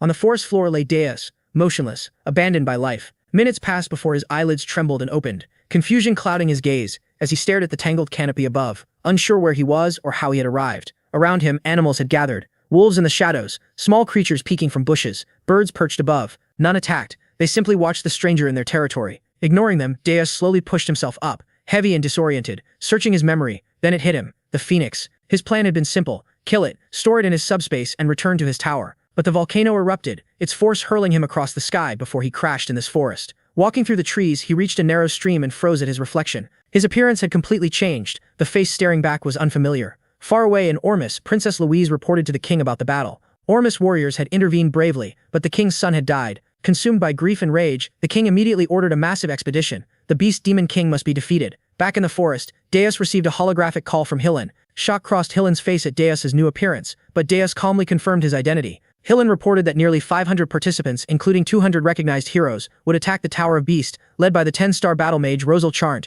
and Vice Commander Balaf Dislord. Not all groups agreed with killing the Demon King. Some wanted him alive for the tower's rare resources. Deus quickly decided Hillen would join the expedition and personally kill the Beast Demon King when the opportunity arose, boosting his reputation among humans. Soon after, Gordon reported that Draxon had summoned several Demon Kings, including Belvec and Reyna, to the Tower of Beast. Recognizing the urgency, Deus transformed into his demon form and took to the sky. The phoenix's mana flared violently, igniting his wings. He shot through the sky like a burning comet, crashing into the barrier surrounding his tower but stabilizing safely. As Deus confirmed his safety, Gordon prepared a portal to the Tower of Beast. Heroes gathered from across regions. Rosal drew admiration as she boldly declared she would defeat the Beast Demon King, while Hillen internally resolved the victory would ultimately belong to him. Deus, Gordon, and Jason arrived at the tower's top level, where Draxon awaited. Calmly acknowledging them, Draxon led them into the meeting chamber. Deus noted that arriving late would have been unwise. Once everyone gathered, Belvec questioned the urgency. Jason casually remarked on the assembling hero forces, and Draxon revealed the truth. One Demon King had secretly sent an acetate demon into his territory. That intruder had stolen the corpse of the phoenix that Draxon had been preparing to absorb. Even worse, the same culprit had caused the death of the second prince of Ormus, which had triggered the current hero expedition. The other Demon Kings silently considered his words. Some wondered whether Draxon had been secretly hiding a phoenix all along. Others believed stealing such a powerful spirit beast was reckless. However, provoking the kingdom of Ormus into launching such a massive expedition clearly suggested that someone intended to destroy Draxon. Continuing his explanation, Draxon suggested that the same mysterious enemy might also be responsible for the death of the dwarf princes. If that were true, the real objective might be to ignite a massive war across the entire continent. Looking around the chamber, Draxon declared that someone present might be trying to eliminate him. But if that was the plan, he warned that he would not fall alone. Filled with anger, he swore that he would uncover the traitor responsible. To achieve that, he announced that he would purchase the black box key. The black box installed inside the tower was a special device capable of recording the movements and actions of Demon Kings. It had originally been created to analyze past operations and help plan future invasions more effectively. However, many Demon Kings who followed strict demonic traditions believed such devices were unnecessary. Using the system required an enormous number of demon energy points, and because the device would disappear if the tower collapsed, most Demon Kings had stopped paying attention to it entirely. But Draxon intended to use it. When Deus heard this announcement, a troubling thought crossed his mind. The black box was something he had never considered before. If Draxon opened the black box inside his tower, the truth would be impossible to hide. Draxon continued explaining that activating the device was not something he could do alone. The system required the approval of the Demon King who controlled the tower where it was installed. Without that authorization, the black box would remain sealed. He looked around at the other rulers and asked each Demon King present to grant him permission to open the black box in his domain. His reasoning was simple. If the one responsible for the chaos was hiding among them, that person would likely refuse the request. For a moment, the chamber fell silent. Deus listened carefully, feeling a growing sense of unease. The situation had suddenly become far more dangerous than he had expected. If the recordings inside the black box were revealed, the truth might come to light, but the tension in the room quickly dissolved. One by one, the Demon Kings granted their approval. Even the Demon Queen gave her authorization without hesitation. None of them opposed the request. Satisfied, Draxon nodded. With everyone's approval secured, the process could begin whenever he decided to activate the device. He announced that once the results were obtained, he would inform them. For now, the meeting was finished. Later, more details about the black box key became known. It was an extremely rare consumable item that could only be used once. Its price was staggering 9,999 demon power points. Only rulers with immense reserves of demonic energy could even consider purchasing it. Because of that overwhelming cost, most Demon Kings avoided using it altogether. Draxon himself had no intention of buying the key immediately. With the hero expedition preparing to attack his tower, spending such an enormous amount of power right now would be reckless. If he weakened himself before facing the heroes, the consequences could be disastrous. However, he had already decided what he would do afterward. If the hero expedition failed, and the situation returned to normal, he would immediately purchase the black box key. Once he obtained it, he planned to open the black boxes belonging to Deus and Jason. Only then would the traitor's identity be revealed.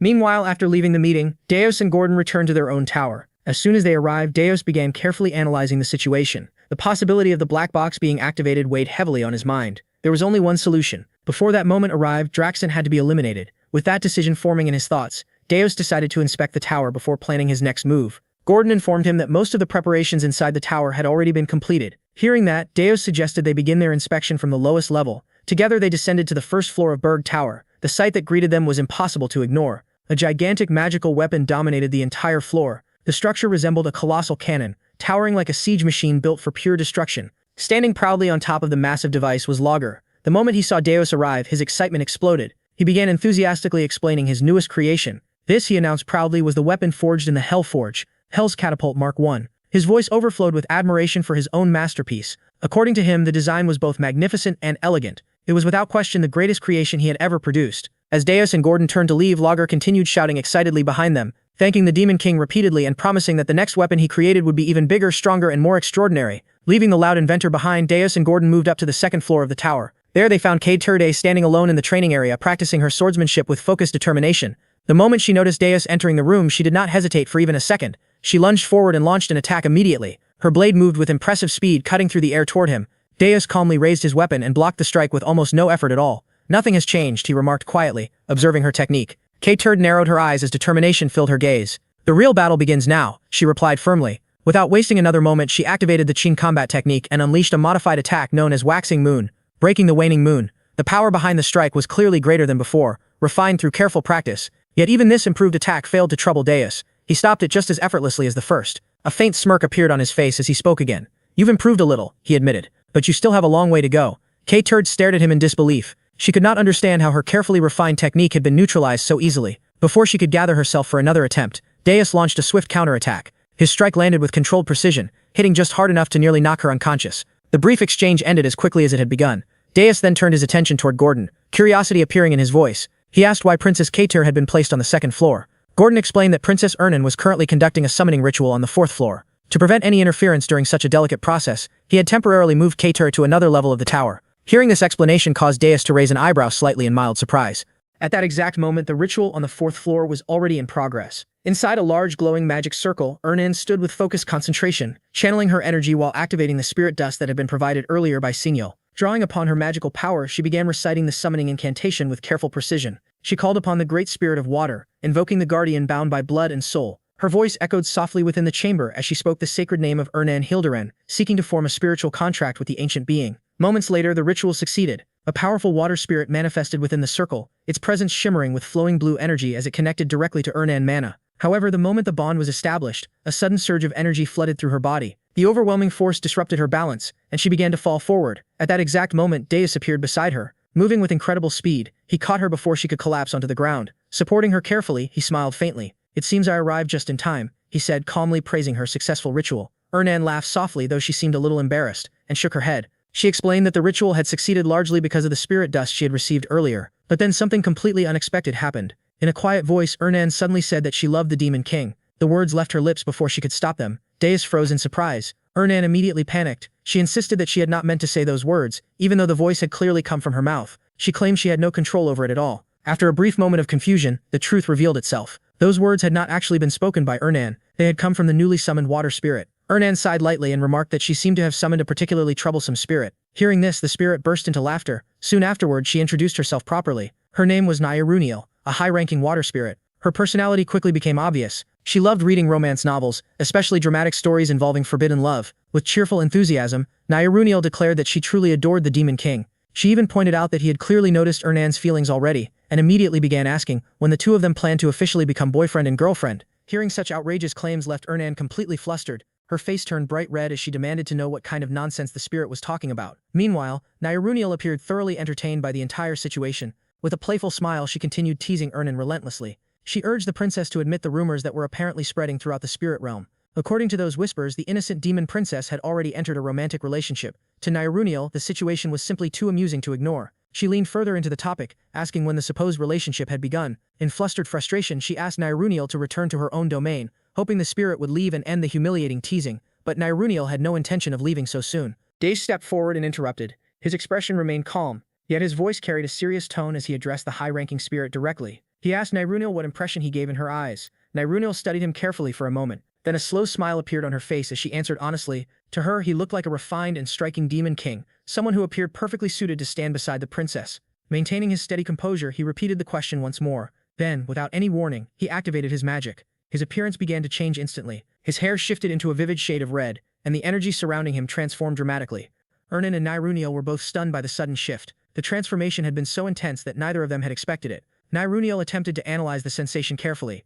Just moments earlier, his power had felt like a dense cluster of magical energy typical of a demon king, but now it felt entirely different. What she sensed now resembled pure monosign, refined and unlike the aura of any demon lord. Instead, it carried the unmistakable essence of a spirit. At the same time, a blazing aura surrounded Deus as flames of energy radiated outward. Calmly, he explained the purpose behind his transformation. Even a superior spirit like Nenruniel had been deceived by his disguise. If she could be fooled so easily, then the other demon lords and warriors would likely never detect the difference either. A confident smile formed on his face as he reasoned aloud that the Beast Demon King could probably handle matters independently. For the moment, Ernan remained confused, struggling to process everything she had just witnessed. The conversation had shifted so quickly that she could barely follow its meaning when she heard the idea of one demon king eliminating another. The thought unsettled her deeply. Not long after, the scene shifted again. Deus moved swiftly through the sky, flying at tremendous speed with clear determination. While he traveled, a system notification suddenly appeared before him.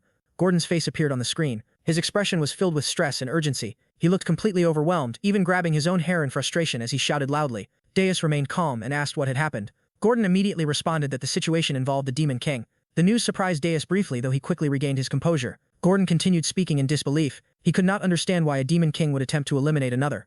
Deus answered without hesitation. He reminded Gordon that he had already stated his intention clearly before. He planned to remove Draxon. That response only increased Gordon's panic. He protested loudly, explaining that such actions violated the long-standing rules among Demon Kings. If the others discovered that rule had been broken, the consequences could become uncontrollable. Deus tightened his jaw slightly as he considered the urgency of the situation. He explained that the matter had to be resolved quickly if Draxon succeeded in opening the black box first. The entire situation would turn against him. In that case, Deus himself would be the one to suffer the consequences. Gordon admitted that he understood the reasoning, but understanding the logic did not make the plan any less dangerous. He emphasized the risks involved. The Demon King had not yet obtained Orion dimensional energy, and Deus still lacked the ability to fully control such power. Dimensional energy was a fundamental force that existed between worlds. Without mastering it, the margin for error remained extremely small. Every realm naturally resisted intruders from another dimension. When a being crossed into a foreign world, that world reacted defensively. It pushed back with overwhelming pressure, using dimensional energy as a barrier. The force alone was enough to suppress the abilities of the invader. Because of this natural rule, demons who entered the devil experienced extreme weakening. Their original strength was heavily restricted. A demon whose power ranked at the terrifying level of 666 in their own realm would be reduced to something closer to level 1 after arriving in another world compared to their original power. They became almost insignificant. In that weakened state, they would have to face warriors chosen by the dimension itself, guardians who existed to preserve the balance of that world to overcome this natural suppression. The demon race had created a specialized invasion system. That system was known as the Demon King's Tower, sometimes called the Devil's Tower. The tower functioned as a magical conduit that linked the demon world, the Demon King, and the flow of magical energy. By investing accumulated magic points into the structure, the Demon King could gradually draw stronger power from their home realm. As the tower expanded upward, the connection became stronger, slowly restoring their original strength. In many ways, the tower's growth directly reflected the ruler's true power. However, the system came with an important limitation. The farther the Demon King traveled away from the tower, the weaker the magical connection became. With distance, the energy supply thinned and their strength declined accordingly. Gordon reminded Deus of another crucial detail. The Beast King's tower had already reached 13 levels. In comparison, their own tower had only grown to the 5th floor. Reluctantly, Gordon admitted something uncomfortable. Even if Deus truly held the title of Demon King, victory inside the Beast King's territory could not be guaranteed. Deus acknowledged the situation calmly. Although he had absorbed the Phoenix Heart, he had not yet fully integrated its power. The energy inside him remained unstable, which meant he could not completely dominate the other demon lords in his current state. But that limitation existed only if he fought alone. Slowly, a confident expression appeared on his face. The moment Gordon saw that look, he immediately understood what Deus was planning next. Panic returned to him. He tried to object before anything irreversible happened. Yet Deus had already decided once again. He altered his appearance through magic. His body shifted, reshaping into an entirely different persona. With a playful smile, he introduced himself under a new identity. From that moment on, he would go by the name Pale in disguise. He declared that he would personally join the upcoming Brave expedition. Gordon froze in disbelief. The scene transitioned. In the distant region of Ormus, intense combat raged across the land. The Knights of Hillen were engaged in a fierce confrontation with invading demons. Though the knights managed to eliminate several enemies, they were not unscathed. Many bore injuries. The battlefield was chaotic, filled with exhaustion and destruction. Both sides had sustained losses. Hillen surveyed the situation with concern. The enemy had pursued them to this location, yet now the remaining demons appeared noticeably weakened. Recognizing the shift in momentum, Hillen moved quickly between fallen comrade, kneeling beside injured knights to assess their conditions. He provided healing potion, urging them to drink and regain strength. One soldier groaned in pain, struggling even to sit upright. Amid this aftermath, Views arrived, now appearing as pale. His presence was composed and unfamiliar, his demeanor calm yet commanding. After observing the wounded and the disorder around him, he asked Hillen how the situation had escalated to this point.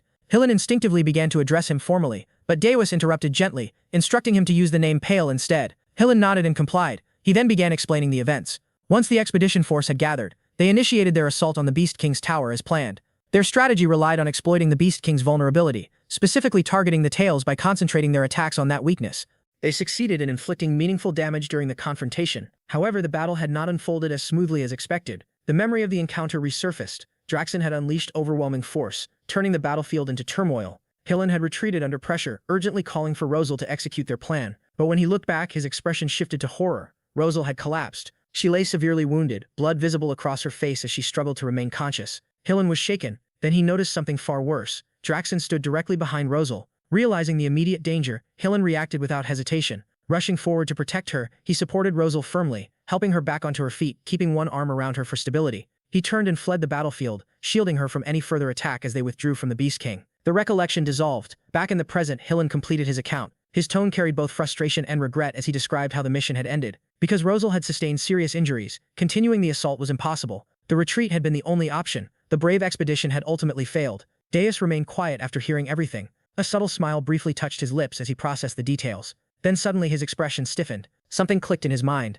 The pieces aligned with unsettling clarity. In short, everything had fallen apart. Hillen continued, explaining that despite their withdrawal, they had successfully dealt a heavy blow to the Beast King. Still, many knights were severely wounded and required urgent treatment. Their forces were exhausted. On top of that, they had eliminated a significant number of demons during the clash. As Daeus listened, calculations formed rapidly in his thoughts. Rosal observed him closely. The more she looked, the more curious she became. She asked who he truly was and why he was assisting them. There was also something else she couldn't ignore, a faint warmth radiating from him. The energy felt unusually pure, unlike anything she had sensed before. Before responding fully, Daeus glanced at the injured knights scattered across the field. Their bodies had healed, but their spirits remained broken. Simply fixing physical wounds would not be enough. Without restored morale, they would not fight effectively, and he needed them to defeat Draxen. Unity and resolve were essential. After a brief pause, he decided it was time to reveal part of his strength. A small fiery presence hidden within him stirred. He instructed everyone to follow him quietly. Then he began, rising into the air. The knights stared in shock. Rosal immediately recognized the energy forming around him. A golden flammable-like aura expanded outward. Behind him, a massive silhouette resembling a phoenix unfolded its blazing wings, dominating the sky with radiant power. The atmosphere transformed completely. Daeorus spoke clearly. He revealed that he was the wielder of the phoenix. His name was Pale and his objective was simple: to defeat the Beast King. Rosal's eyes widened. The phoenix was a legendary existence. The overwhelming surge of energy she had sensed earlier now made sense. That immense presence had likely been his. Judging purely by mono output, his strength was comparable to that of elite 10-star warriors. She felt a surge of hope. If she fought alongside him, victory against the Beast King might truly be achievable. The display quickly revitalized the battlefield. Knights who had been emotionally drained began regaining confidence. One by one they straightened their posture and rose to their feet. Hillen felt his determination returning as well. Though Diaz was operating under a new identity, his leadership and strategy naturally guided the group forward. None of them realized that the mysterious warrior known as Pale was in truth the very Demon King himself. Draxen stands before his companions declaring his intent to reclaim the tower. He reveals that he used far more demonic energy than expected. Because of this, he was only able to obtain a single black box key. Deciding to leave the other for later, he grips the black key tightly, preparing to open the box. His focus sharp and unwavering. He calls out toward his unseen opponent as he begins opening the black box of a consenting Demon King. A dark and powerful aura erupts outward, filling the space with an ominous presence. Draxen demands to witness everything, seeking to uncover all hidden truths, but as the process continues, something feels wrong. He realizes the black box is not being manipulated. Instead, he himself is being affected. Shock overtakes him as he struggles to accept it. The truth becomes undeniable. The black box cannot be controlled at all. The cryptic indicator confirms it with 96% certainty. Frustration surges as he recalls past actions. Finally understanding the reason behind them, urgency fills his mind as he decides to inform the other Demon Kings. At that moment, his servant rushes in, bringing alarming news. Draxen demands an explanation immediately. The servant reveals that the heroes have launched an invasion. The situation escalates even further. He adds that a newly risen 10-star hero is leading the charge. Ralph Schmidt's at the front of the vanguard. Draxen's expression darkens as the reality sets in. Meanwhile, Ralph makes his entrance into Draxen territory. His presence alone shocks the surrounding wolves. His posture steady and filled with determination, signaling the start of a decisive battle. The scene shifts 1 hour earlier, back to Ormuth where tension fills the battlefield. Daeus hovers before the advancing soldiers, confronting them directly as they prepare to push forward. The soldiers rally themselves, declaring they will try again. Their confidence rises to 93%. They remind each other they have the phoenix on their side. With renewed courage, they dismiss the Demon King as nothing, calling him the King of Beasts. They draw their swords and charge forward. A loud battle cry erupts across the field. They vow to slaughter the demons, believing the phoenix power guarantees victory, declaring the Demon King treasure will soon be theirs. Observing this, Days notes their morale has recovered, yet he remains uncertain about one thing, whether they can fully control the phoenix mana. As events continue, the scene shifts again. Days speaks calmly with Helene and Roselle. He acknowledges that 10-star heroes alone are not enough, expressing the need for reinforcements. Roselle smirks confidently at this, revealing that luck is on their side. A powerful hero has just requested to join. At that moment, a new presence arrives. Days immediately recognizes him. It is Ralph, a 10-star hero, known as the strongest among shield masters, serving as the vanguard of this mission. His arrival shifts the balance instantly, adding weight to the conflict ahead. The scene returns to the present, inside Draxen Kingdom where Ralph is already fighting. He moves effortlessly through the battlefield, slaughtering wolves while blocking attacks with ease. His shield radiates overwhelming spiritual power. Each roar from it spreads fear among enemies, driving them into panic and destruction. Watching this, Deus reflects deeply, recognizing Ralph as the second strongest tank. He understands the nature of his shield, a weapon capable of reflecting any impact. Deus knows how dangerous he truly is because in a past life Ralph helped defeat him, and even mocked him afterward. Anger rises within Deus at the memory. He wants to tear Ralph apart immediately, but he restrains himself, knowing Draxen is the true priority. Rosal then informs him of something. Ralph only arrived after the expedition ended. Frustration fills her voice. She clenches her teeth in anger. If he had come earlier, things would be different. Together they could have won without losses. Meanwhile, the troops continue advancing. They announce the first floor has been cleared. Confidence continues to rise among them. They push forward, eager to face the Demon King, determined to end everything. But Deus warns Rosal seriously. Confidence is fine, but underestimating a Demon King is fatal. Rosal questions his warning. Deus explains that every Demon King holds a trump card, something revealed only at the brink of death, a final instinctive move capable of changing everything. As he thinks further, he considers a possibility. If Draxen reclaimed the tower and used his energy, then he would not have enough left to stop them. In that case, a rare opportunity appears. For the first time, Deus might witness the hidden trump card. The scene shifts to the Beast Tower. Reaching the 13th floor, the Demon King chamber, an eerie silence fills the space. Draxen sits alone upon his throne, his presence dominating the entire room, his eyes glowing deep blood red. At that moment, Ralph and his knights arrive. They step inside cautiously, sensing that Draxen has been waiting. They scan the area in confusion. No demons are present at all, even though this is the final floor. They question why only the Demon King remains, recalling how it was once filled with enemies. Without warning, Draxen raises his hand. A sphere of demonic energy forms instantly. He speaks with contempt, calling them insects. He shows no surprise at their return, though he did not expect them so soon. He reveals he has been preparing for this moment. Rosal is shocked by the dense energy, realizing all demons are gone for a reason. Draxen opens his mouth, releasing a beam of aura. He confirms he gathered all his vassals into himself, planning to eliminate them in a single strike. Deus analyzes the situation carefully. This breaks standard dungeon strategy. Instead of placing strong enemies on upper floors, Draxen absorbed everything into himself. His red eyes glow even brighter. He declares he will erase them completely, ensuring they never return again. Helen, Rosal, and Deus are visibly shaken, while Ralph remains calm and focused. Deus senses something critical approaching. The moment is coming. Suddenly, Draxen unleashes a deafening roar. Dark red energy explodes from his body. Two knights rush forward to attack. Another knight shouts a warning from behind, telling them to stop immediately, but they ignore it, believing this is the perfect moment to strike. Their confidence shatters instantly. Draxen power erupts violently. A massive shockwave blasts through the room, sending everyone flying backward. Even Ralph is shaken by the force. Helen realizes the terrifying truth. Draxen magic has reached another level. Rosal cannot believe their attacks failed so easily. She recognizes this as the true power of the Beast Demon King, now far stronger than before. Draxen stands surrounded by overwhelming aura. The entire chamber is filled with dark red energy. His glare alone instills fear. Knights begin trembling uncontrollably. Some struggle even to breathe. At that critical moment, Deus takes action. He activates a high-ranked defensive spell, Protect Phoenix, from his back. Two radiant wings emerge behind him. The atmosphere shifts instantly. The others feel relief and gratitude, recognizing it as a legendary ability. They vow never to forget this moment, but Deus remains focused. He cannot allow Draxen to grow stronger. Creating a barrier, he protects everyone inside. He orders them not to step out, saying they will only become a burden. Grateful, they thank him sincerely. Deus steps forward without hesitation. Helen, Rosal, and Ralph follow beside him. Together they prepare to confront Draxen. Observing them, Draxen notes only four can still move. His attention locks onto one figure. The red-haired individual irritates him greatly. It becomes clear he does not recognize Deus. Under his new identity, Deus smirks quietly at this advantage. Knowing this ignorance gives him an edge. As the battle reaches its decisive moment, the final clash is about to begin. The battle reached a boiling point as Draxen finally recognized Deus. Rage exploded within him as he roared about the theft of the Phoenix. Enraged that Deus dared to step foot inside his tower, his fury shook the surroundings, but Deus remained completely unfazed. With calm authority, Deus silenced him, creating a domain and activating sound removal magic. A faint smirk appeared as he declared control over every sound. The battlefield shifted instantly. Roselle immediately understood the brilliance of the move. Draxon's roar was completely nullified. At the same time, enemies could not hear spell chants. The advantage had subtly shifted in their favor. Without hesitation, Deus unleashed high-rank binding magic. Sage's chains shot forward to restrain Draxon, but Draxon responded with overwhelming force, roaring in fury as he shattered the chains effortlessly. The gap in power became clear. Draxon declared it was not a fight but a hunt, promising to tear them apart piece by piece. Even then, Deus remained calm, mocking him by saying he could not hear the barking. The silence remained focused solely on Draxon. Rosal urged the others to focus on Pale. At that moment, Deus launched a direct assault. A massive explosion erupted on impact. The battlefield descended into chaos. Both sides exchanged relentless blows. Their movements became faster and unpredictable. Deus moved so fast Rosal could no longer track him. Hillen dismissed the concern, saying following orders was enough. Draxon continued roaring in disdain, calling their actions madness, yet he acknowledged they dared challenge him. The tension continued to rise. Deus suddenly shifted direction at incredible speed, attempting to reposition himself. Draxon reacted instantly, warning him he would not leave alive, calling his name with burning rage. At that moment, Deus locked eyes with him. A memory surfaced from before the battle. He had explained the strategy to his team. Speed was the key to defeating Draxon. Draxon's massive body was matched with terrifying reflexes. They needed to bind his feet and exploit his weakness. Hillen doubted himself, questioning if he could keep up. Deus reassured him confidently, promising to give a signal. Hillen was confused about what that signal meant. The memory faded. The present battle resumed instantly.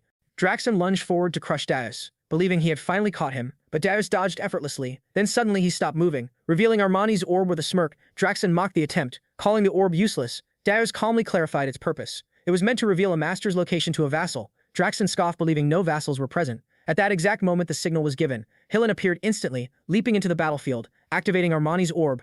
As he struck Draxon, immense pressure hit him. His head felt like it would explode, but he continued the attack regardless. Draxon erupted in anger. He was shocked that a hero had become a vassal. Deus responded with a calm smirk, saying the method was useful if one survived. His eyes remained sharp and calculating. Hillen delivered a full-force strike. The impact sent shockwaves across the battlefield. The ground cracked beneath them. Debris scattered everywhere. Yet Draxon barely staggered, mocking them once again. He called the attack pathetic. His durability made it seem insignificant. Then suddenly flames struck him, catching him off guard. For the first time, he recoiled. The timing was too perfect. The plan from earlier came into play. Deus had instructed Roselle carefully. She would act once an opening appeared.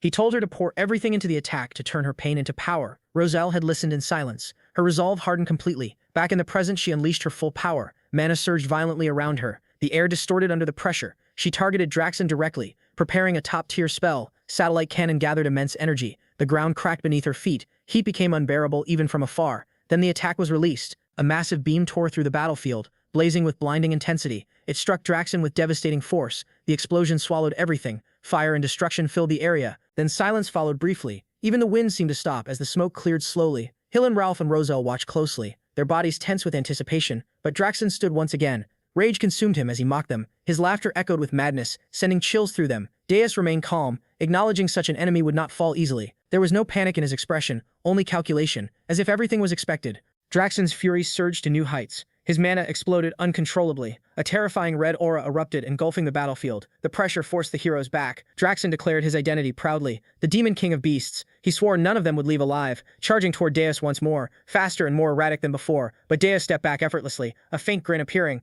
Seeing Draxon had become a mad beast, consumed by rage, Draxon screamed he would silence Deus, revealing the power of the Phoenix. A massive aura gathered in his hand. Heat distorted the surrounding space. He spoke with hatred and desperation. But before he could act, Deus struck with a precise attack, interrupting the build-up instantly. Draxon screamed in pain, yet refused to fall, declaring he would not die easily. Rosal identified his weakness immediately, his tails. Without hesitation, she aimed carefully. Gathering just enough mana, she released a precise strike, cutting through one of his tails cleanly. Draxon screamed in agony, his weakness exposed. The opportunity appeared. Deus activated Sage's chains once more, this time instantly binding Draxon. Draxon realized the danger. If struck now, it would be over. He struggled violently, but the chains held firm. At that moment, Ralph stepped forward, activating his healing power. A blue aura spread outward, restoring his allies, strength returning instantly. Then he reinforced himself, preparing to strike. Draxon continued cursing in rage as defeat drew closer. Everything aligned in that moment. Draxon restrained and weakened. Unable to defend himself, the final blow was delivered. In one clean motion, his head was cut down. The battlefield fell silent. Only the aftermath remained, a battle that pushed them to their limits. Deus stood over the fallen king, a faint smirk on his face, confirming the end. He declared he would use the Phoenix, and bid farewell to Draxon, his blade slicing cleanly through the air and through Draxon's neck as the Demon King's head separates from his body, spinning away before crashing heavily onto the ground. For a brief moment, everything falls silent. Then the remaining heroes erupt into cheers as relief and triumph flood the battlefield. Voices rise in unison, declaring that they have finally won.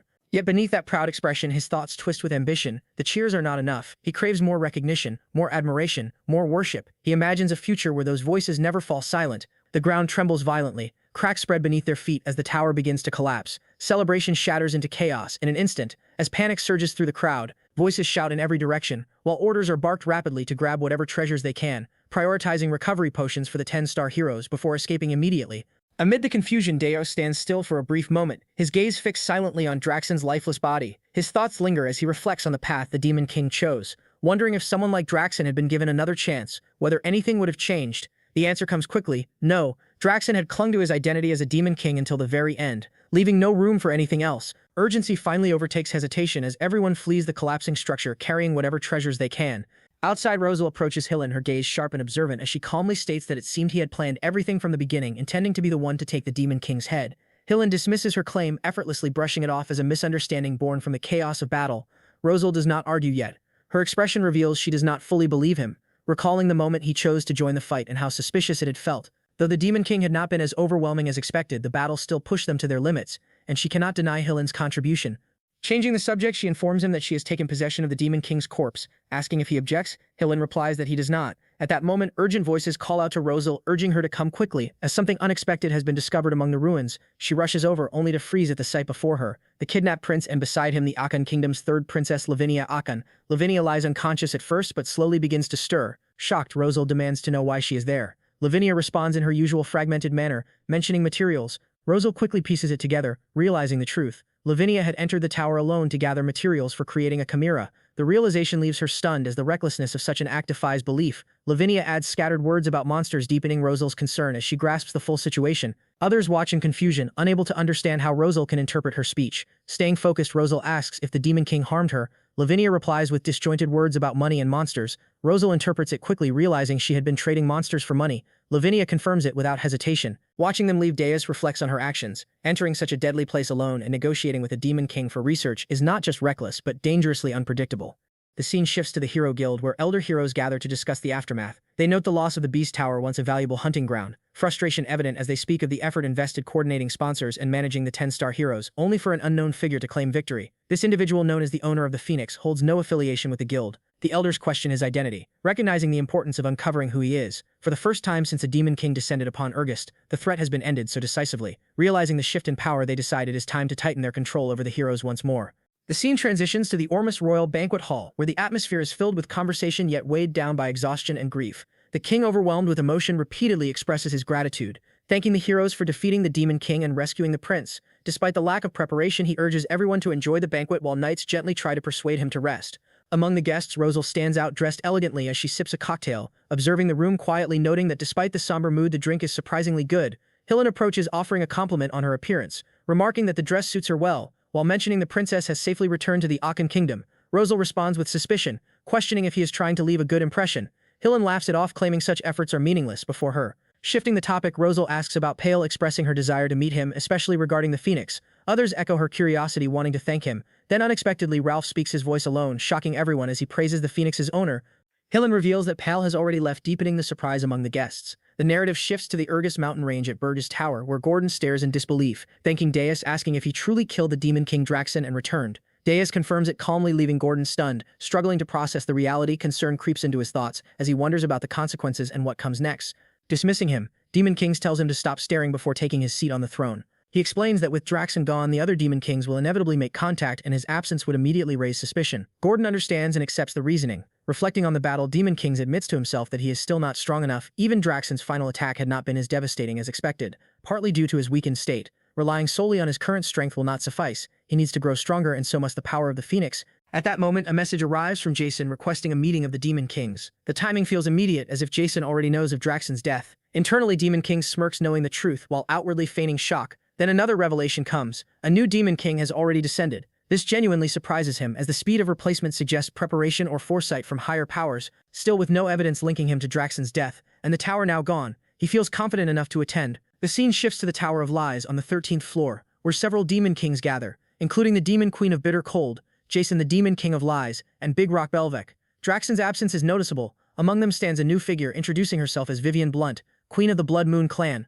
Demon King shows little interest, correcting her on his name before taking his seat. Vivian is caught off guard by his indifference, having expected acknowledgement yet receiving none. Recalling her orders, she reminds herself that Draxon's fall is suspicious and that Demon Kings is the likely suspect. Instructed to observe him, she instead finds his sharp, dismissive nature intriguing, perhaps even easier to manipulate. Deciding to test him, she rises, approaching him as the meeting begins, speaking casually about the strange cooperation among Demon Kings, before shifting focus entirely onto him. Admitting her interest, moving closer, she boldly sits before him. Demon Kings immediately questions her behavior, irritation clear.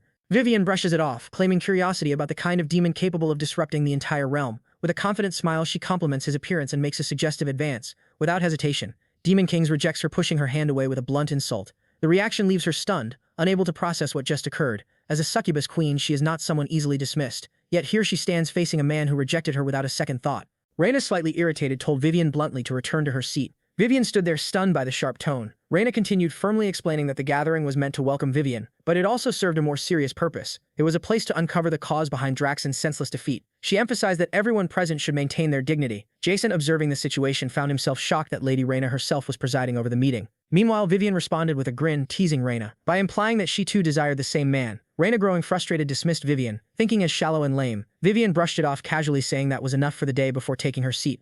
Jason stepped in to restore order, calling for the meeting to resume. The discussion shifted to the 10-star heroes described as the main force behind the current hero expedition. From there, the meeting continued in a monotonous manner, as the Demon Kings began sharing the information each of them had gathered individually. As the exchange progressed, one topic rose above the rest, as the most significant point of discussion. That topic was the emergence of a new powerhouse known as the Owner of the Phoenix. Despite the disagreements, the meeting concluded with a unified decision to investigate the Owner of the Phoenix more thoroughly while remaining cautious. Moving forward, Daeorys reflected internally, noting that since he had been in the middle of the hero expedition disguised as Pale, the demons could not have been spying on him. His thoughts shifted to Vivian, the Inquisitor sent by Archduke Arcane. At that moment, Vivian playfully blew him a flying kiss. Daeorys turned his face away, dismissing her presence and thinking goals over girls. The scene transitioned smoothly to the first floor of Burge Tower, where Kaida observed that the surveillance around her had become lax and cautiously noted that there did not seem to be any demons nearby, while Princess Ernan was nowhere in sight. Seeing this as her opportunity, Kaide resolved to escape, focusing on the exit door. Believing that once she crossed it, she would be free. With determination, she began running toward it. However, just as she moved closer, Ernan suddenly appeared alongside her spirits. Ernan confronted Kaide, declaring that for the peace of the tower and Kaide's own safety, she would stop her escape. Kaide, realizing the danger of Irgis, drew her sword and warned that staying any longer could lead to unpredictable consequences. She admitted she had not wanted to fight, but now she had no choice. The two locked eyes as tension rose between them. Before the conflict could escalate, Gordon arrived, telling Kaide to leave if she wished, claiming he did not care what happened to her.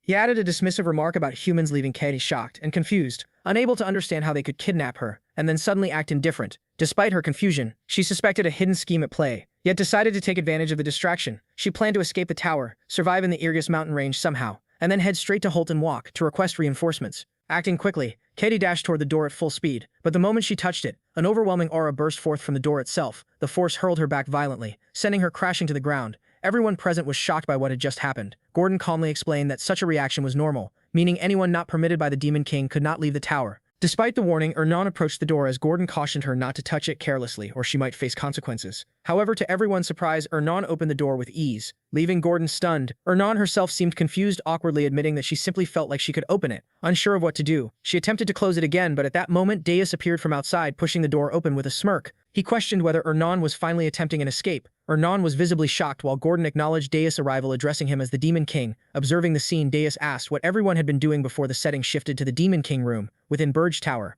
Deus ordered Gordon to lock Princess Katie in the underground dungeon for attempting to escape, and Gordon accepted the command without hesitation. However, he raised a concern regarding Princess Ernan, asking what had happened with her, since only those recognized by the Demon King could leave the tower. Yet Ernan had opened the main gate. Deus explained that the tower had already recognized Ernan as one of its members. Shocking Gordon, Deus then observed her through a system window, reflecting that now that she had formed a contract with a high-ranking spirit, escaping the tower and crossing mountains alone would not be difficult for her. He wondered why she had not attempted to escape yet, and questioned her true intentions. The scene shifted to the underground dungeon of Burge Tower, where Kaide was imprisoned and Ernan came to visit her, reminding her that she had warned her not to attempt escape. Kaide responded with suspicion, stating that there was no kindness without motive, believing the Demon King had a hidden scheme and attempting to warn Ernan. At that moment, Ernan looked upward as if aware that Deus was watching through the system window and calmly stated that she had come to the tower of her own will. Kaide was shocked by this revelation, while Deus, watching, was equally surprised, realizing she had looked directly toward him as if she sensed his presence.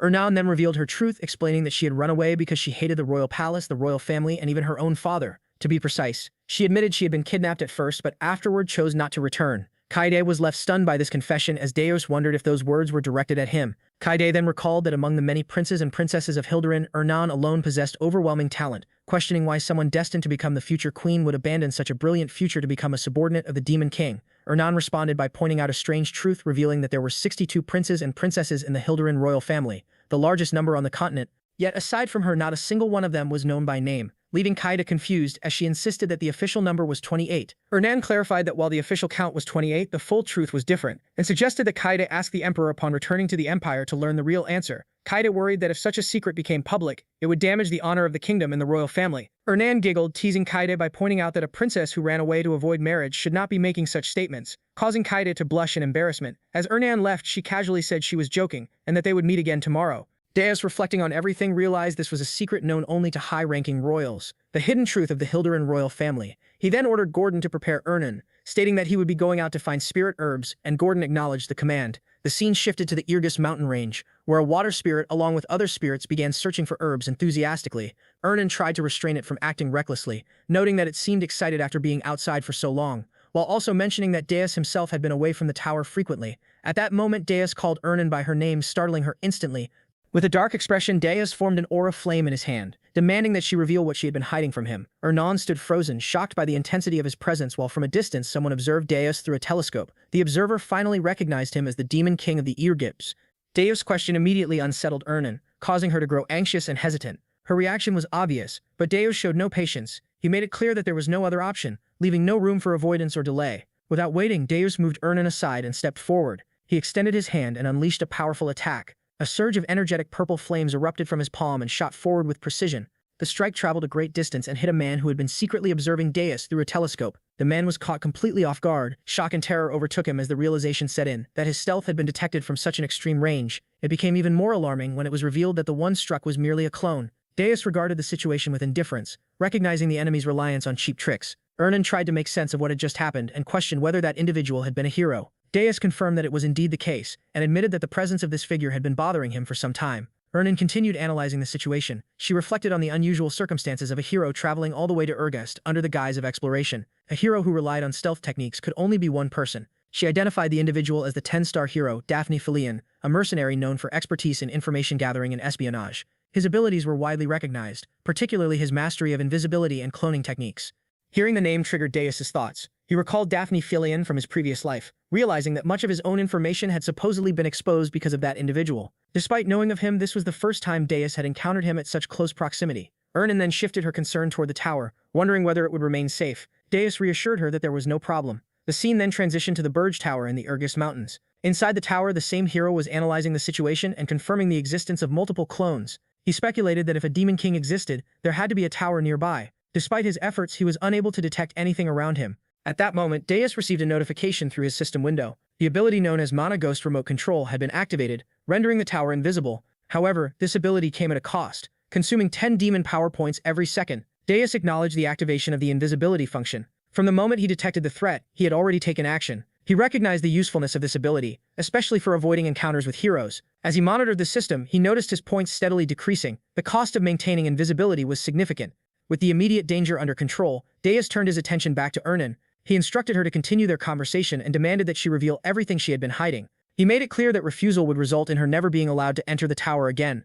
Ernan lowered her head and remained silent for a moment. After gathering her thoughts, she decided to reveal the truth about herself. She brought up the concept of the Child of the World Tree, questioning whether Deus was familiar with that magic. Meanwhile, inside the tower, Deus's guards maintained surveillance on the spy attempting to infiltrate. They reported back that the hero had emerged from the Regressed Mountains without using any stealth techniques. As expected, it appeared to be another clone. Deus acknowledged their efficiency and ordered them to locate all remaining clones and track their movements. The guards accepted the command without hesitation. At the same time, the system window continued updating. The Mana Ghost ability remained active, and the demon power points kept decreasing. Deus reflected on how close the situation had come to exposing the tower's location. Although the tower was now more reinforced than before, it was still not ready to withstand a full-scale expedition of heroes. Eliminating Daphne Filion had become a necessity. Ernan then revealed that Daphne had likely come in search of her, sent by her father, the king. Deus interpreted this as the royal family's unwillingness to give up on the first princess. He connected this to her earlier mention of the Children of the World Tree, suspecting a deeper link. Ernan admitted that the story was long and complex, and Deus assured her that there was time to listen.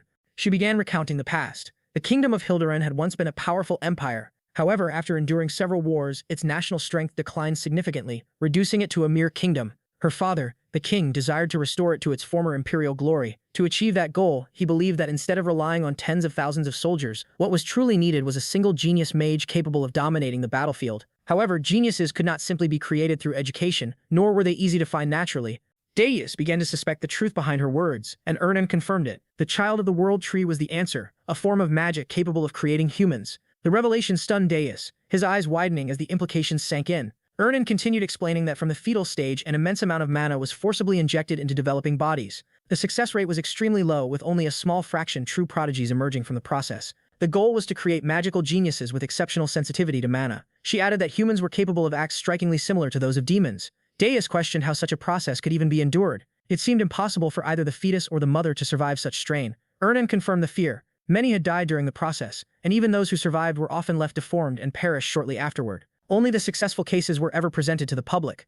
As this heavy truth settled in, Darius noticed something unusual behind Ernan. A creature resembling a one-eyed octopus-like demon had appeared. He quickly assessed the situation. The creature had likely been drawn by the demonic power he had unleashed earlier. Judging by its presence and aura, it was a monster of superior rank. Darius once again extended his hand, gathering mana within his palm as its energy condensed into a destructive force, and ordered Ernan to step aside, addressing her firmly as the princess. However, Ernan did not retreat. Instead, she raised her hand alongside her water spirit, preparing her own attack. As she stood her ground, she revealed that she was among the successful outcomes of that forbidden magic, a being created as an overwhelming genius.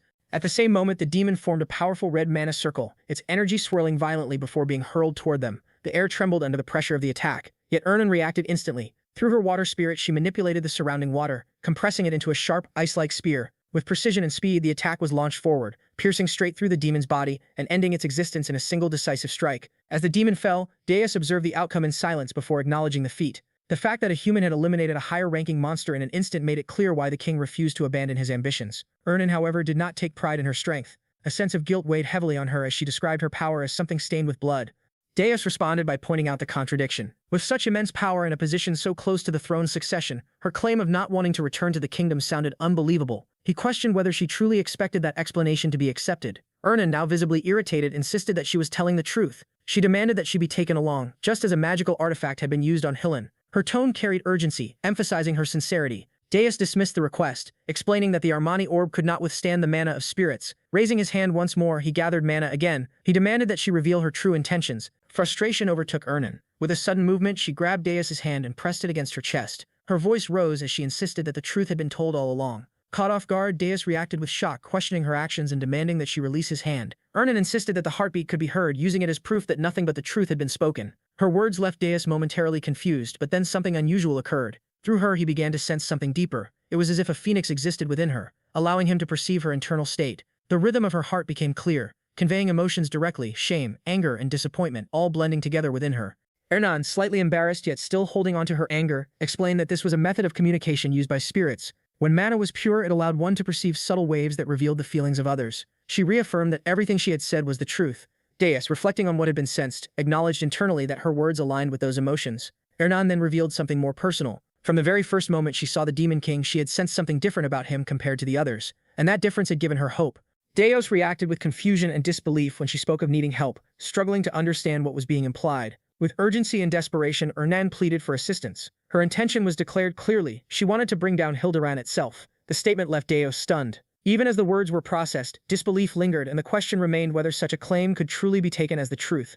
After hearing everything Ernan had explained, Darius finally accepted her words and chose to trust her. Ernan responded with quiet gratitude as her face turned slightly red. Watching them, Naruniel could not resist teasing. She became curious about what was happening between them and wondered how they had grown so close without her noticing. She playfully accused Ernan of pretending to be innocent while hiding something. Darius was left surprised by her reaction, while Ernan, flustered and shy, tried to explain that it was not like that and that it was only the spirit's method of communication. Naruniel continued teasing with a soft chuckle, implying the exchange seemed deeper than simple communication, clearly enjoying the moment before the topic shifted. Bringing the focus back, Darius acknowledged that he understood Ernan's seriousness. He suggested continuing the discussion about Hilderan once they returned to the tower, and Ernan agreed without hesitation. Before moving on, Darius gave another instruction, ordering Ernan to use the spirits to locate the real body of Daphne Filian since they planned to capture him. As the scene shifted, the surroundings changed into a freezing mountain where heavy snowfall covered everything. In this harsh environment, Daphne, known as the hero, reflected on his cloning magic. His ability allowed multiple clones to share power, but as their number increased, their individual strength weakened.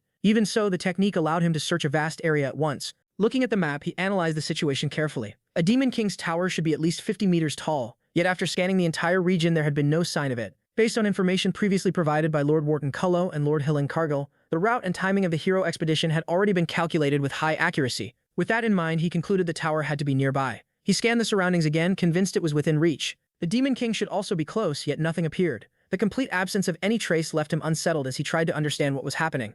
Suddenly, a warning alarm rang from his map, making him realize something was wrong. His clones, capable of avoiding even high-level monsters, were being destroyed in large numbers. As the situation escalated, Deus demons moved swiftly across the battlefield and eliminated the clones one after another. After completing their task, they reported that all detected clones had been destroyed, and noted that for a 10-star hero, the opponent seemed underwhelming. Hearing this, Deus smiled and ordered them to destroy every remaining target they encountered. The demons accepted the command immediately and prepared to continue their assault. Confident in his advantage, Deus began calculating his next move. He realized he still had enough points remaining and planned to eliminate all the clones before turning Daphne into his subordinate. With that accomplished, he believed he could gain control over the entire continent. However, the situation suddenly shifted when Gordon appeared through the system window with urgent news. Deus turned his attention to the update and learned something was wrong with the tower. Gordon explained that the Mona ghost was behaving abnormally and had heated up to a critical state. At the same time, the system displayed an alert stating that the tower was experiencing overload due to prolonged invisibility use.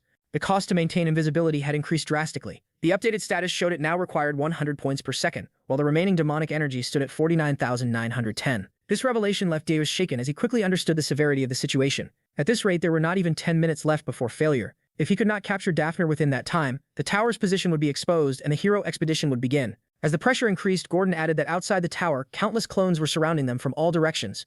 Meanwhile, the hero carefully scanned his surroundings again, yet he still could not locate the tower. The failure confused him since he was certain his calculations were correct. He became convinced the tower had to be nearby. After investing so much mana into the search, he resolved to find it at any cost. At the same time, Deus acted immediately and contacted Krutu, emphasizing that there was no time to waste. He ordered him to prevent any more clones from approaching the tower and to search every part of the area. Krutu acknowledged the command and confirmed his understanding without delay. Deus then turned to Gordon and demanded immediate data. He requested the locations of all destroyed clones, focusing on those created by that specific magic. Gordon began processing the information, and as the data formed, Deus analyzed the pattern. He understood that the clones could not move far from the original body, meaning the search would naturally center around it. From this, he deduced that the real body must be located at the center of where the destroyed clones were concentrated. Elsewhere, the hero suddenly noticed something unusual. The presence of the Demon King confirmed his suspicion that the tower was nearby. Realizing this, he prepared to retreat and report the discovery. However, before he could act, the situation shifted again. Naruniel located him first, and immediately formed a mana circle, confirming with certainty that the real body had been found.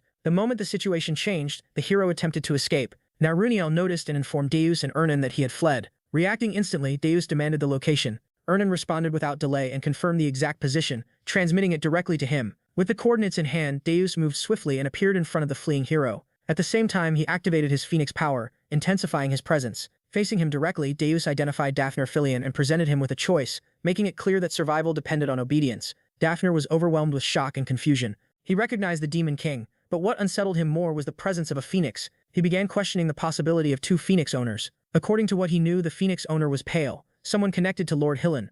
This led him to a disturbing conclusion. He began to suspect that Pale might actually be the Demon King, with Hillen acting as his subordinate. At the same time, he recalled that what he had witnessed earlier was clearly a spirit. The idea of a spirit assisting a Demon King felt impossible to him. As his thoughts spiraled, he became convinced that even the princess was helping the Demon King. Instead of submitting, he saw an opportunity. He believed that exposing a scandal of this scale could allow him to live comfortably, so he decided to escape and use the information later. But Deus instantly appeared in his path. With overwhelming presence, he made it clear that a choice had already been given. At that moment, the power gap became undeniable. Daphne, a 10-star hero, was completely stunned as he realized the strength of a Demon King who had not even ruled for a year. Regret began to consume him as he questioned why he had accepted the mission. He felt that if he had known the truth, he would have never come. Before he could react further, Deus unleashed a massive explosive attack that shook the entire area. As the battle reached its peak, Daphne made one final move. Using a mana bird, he sent a letter toward the king of Hilderan. The scene then shifted to the kingdom itself. Inside the palace, a messenger arrived before the king and reported that a letter from Daphne Filion had reached the intelligence department.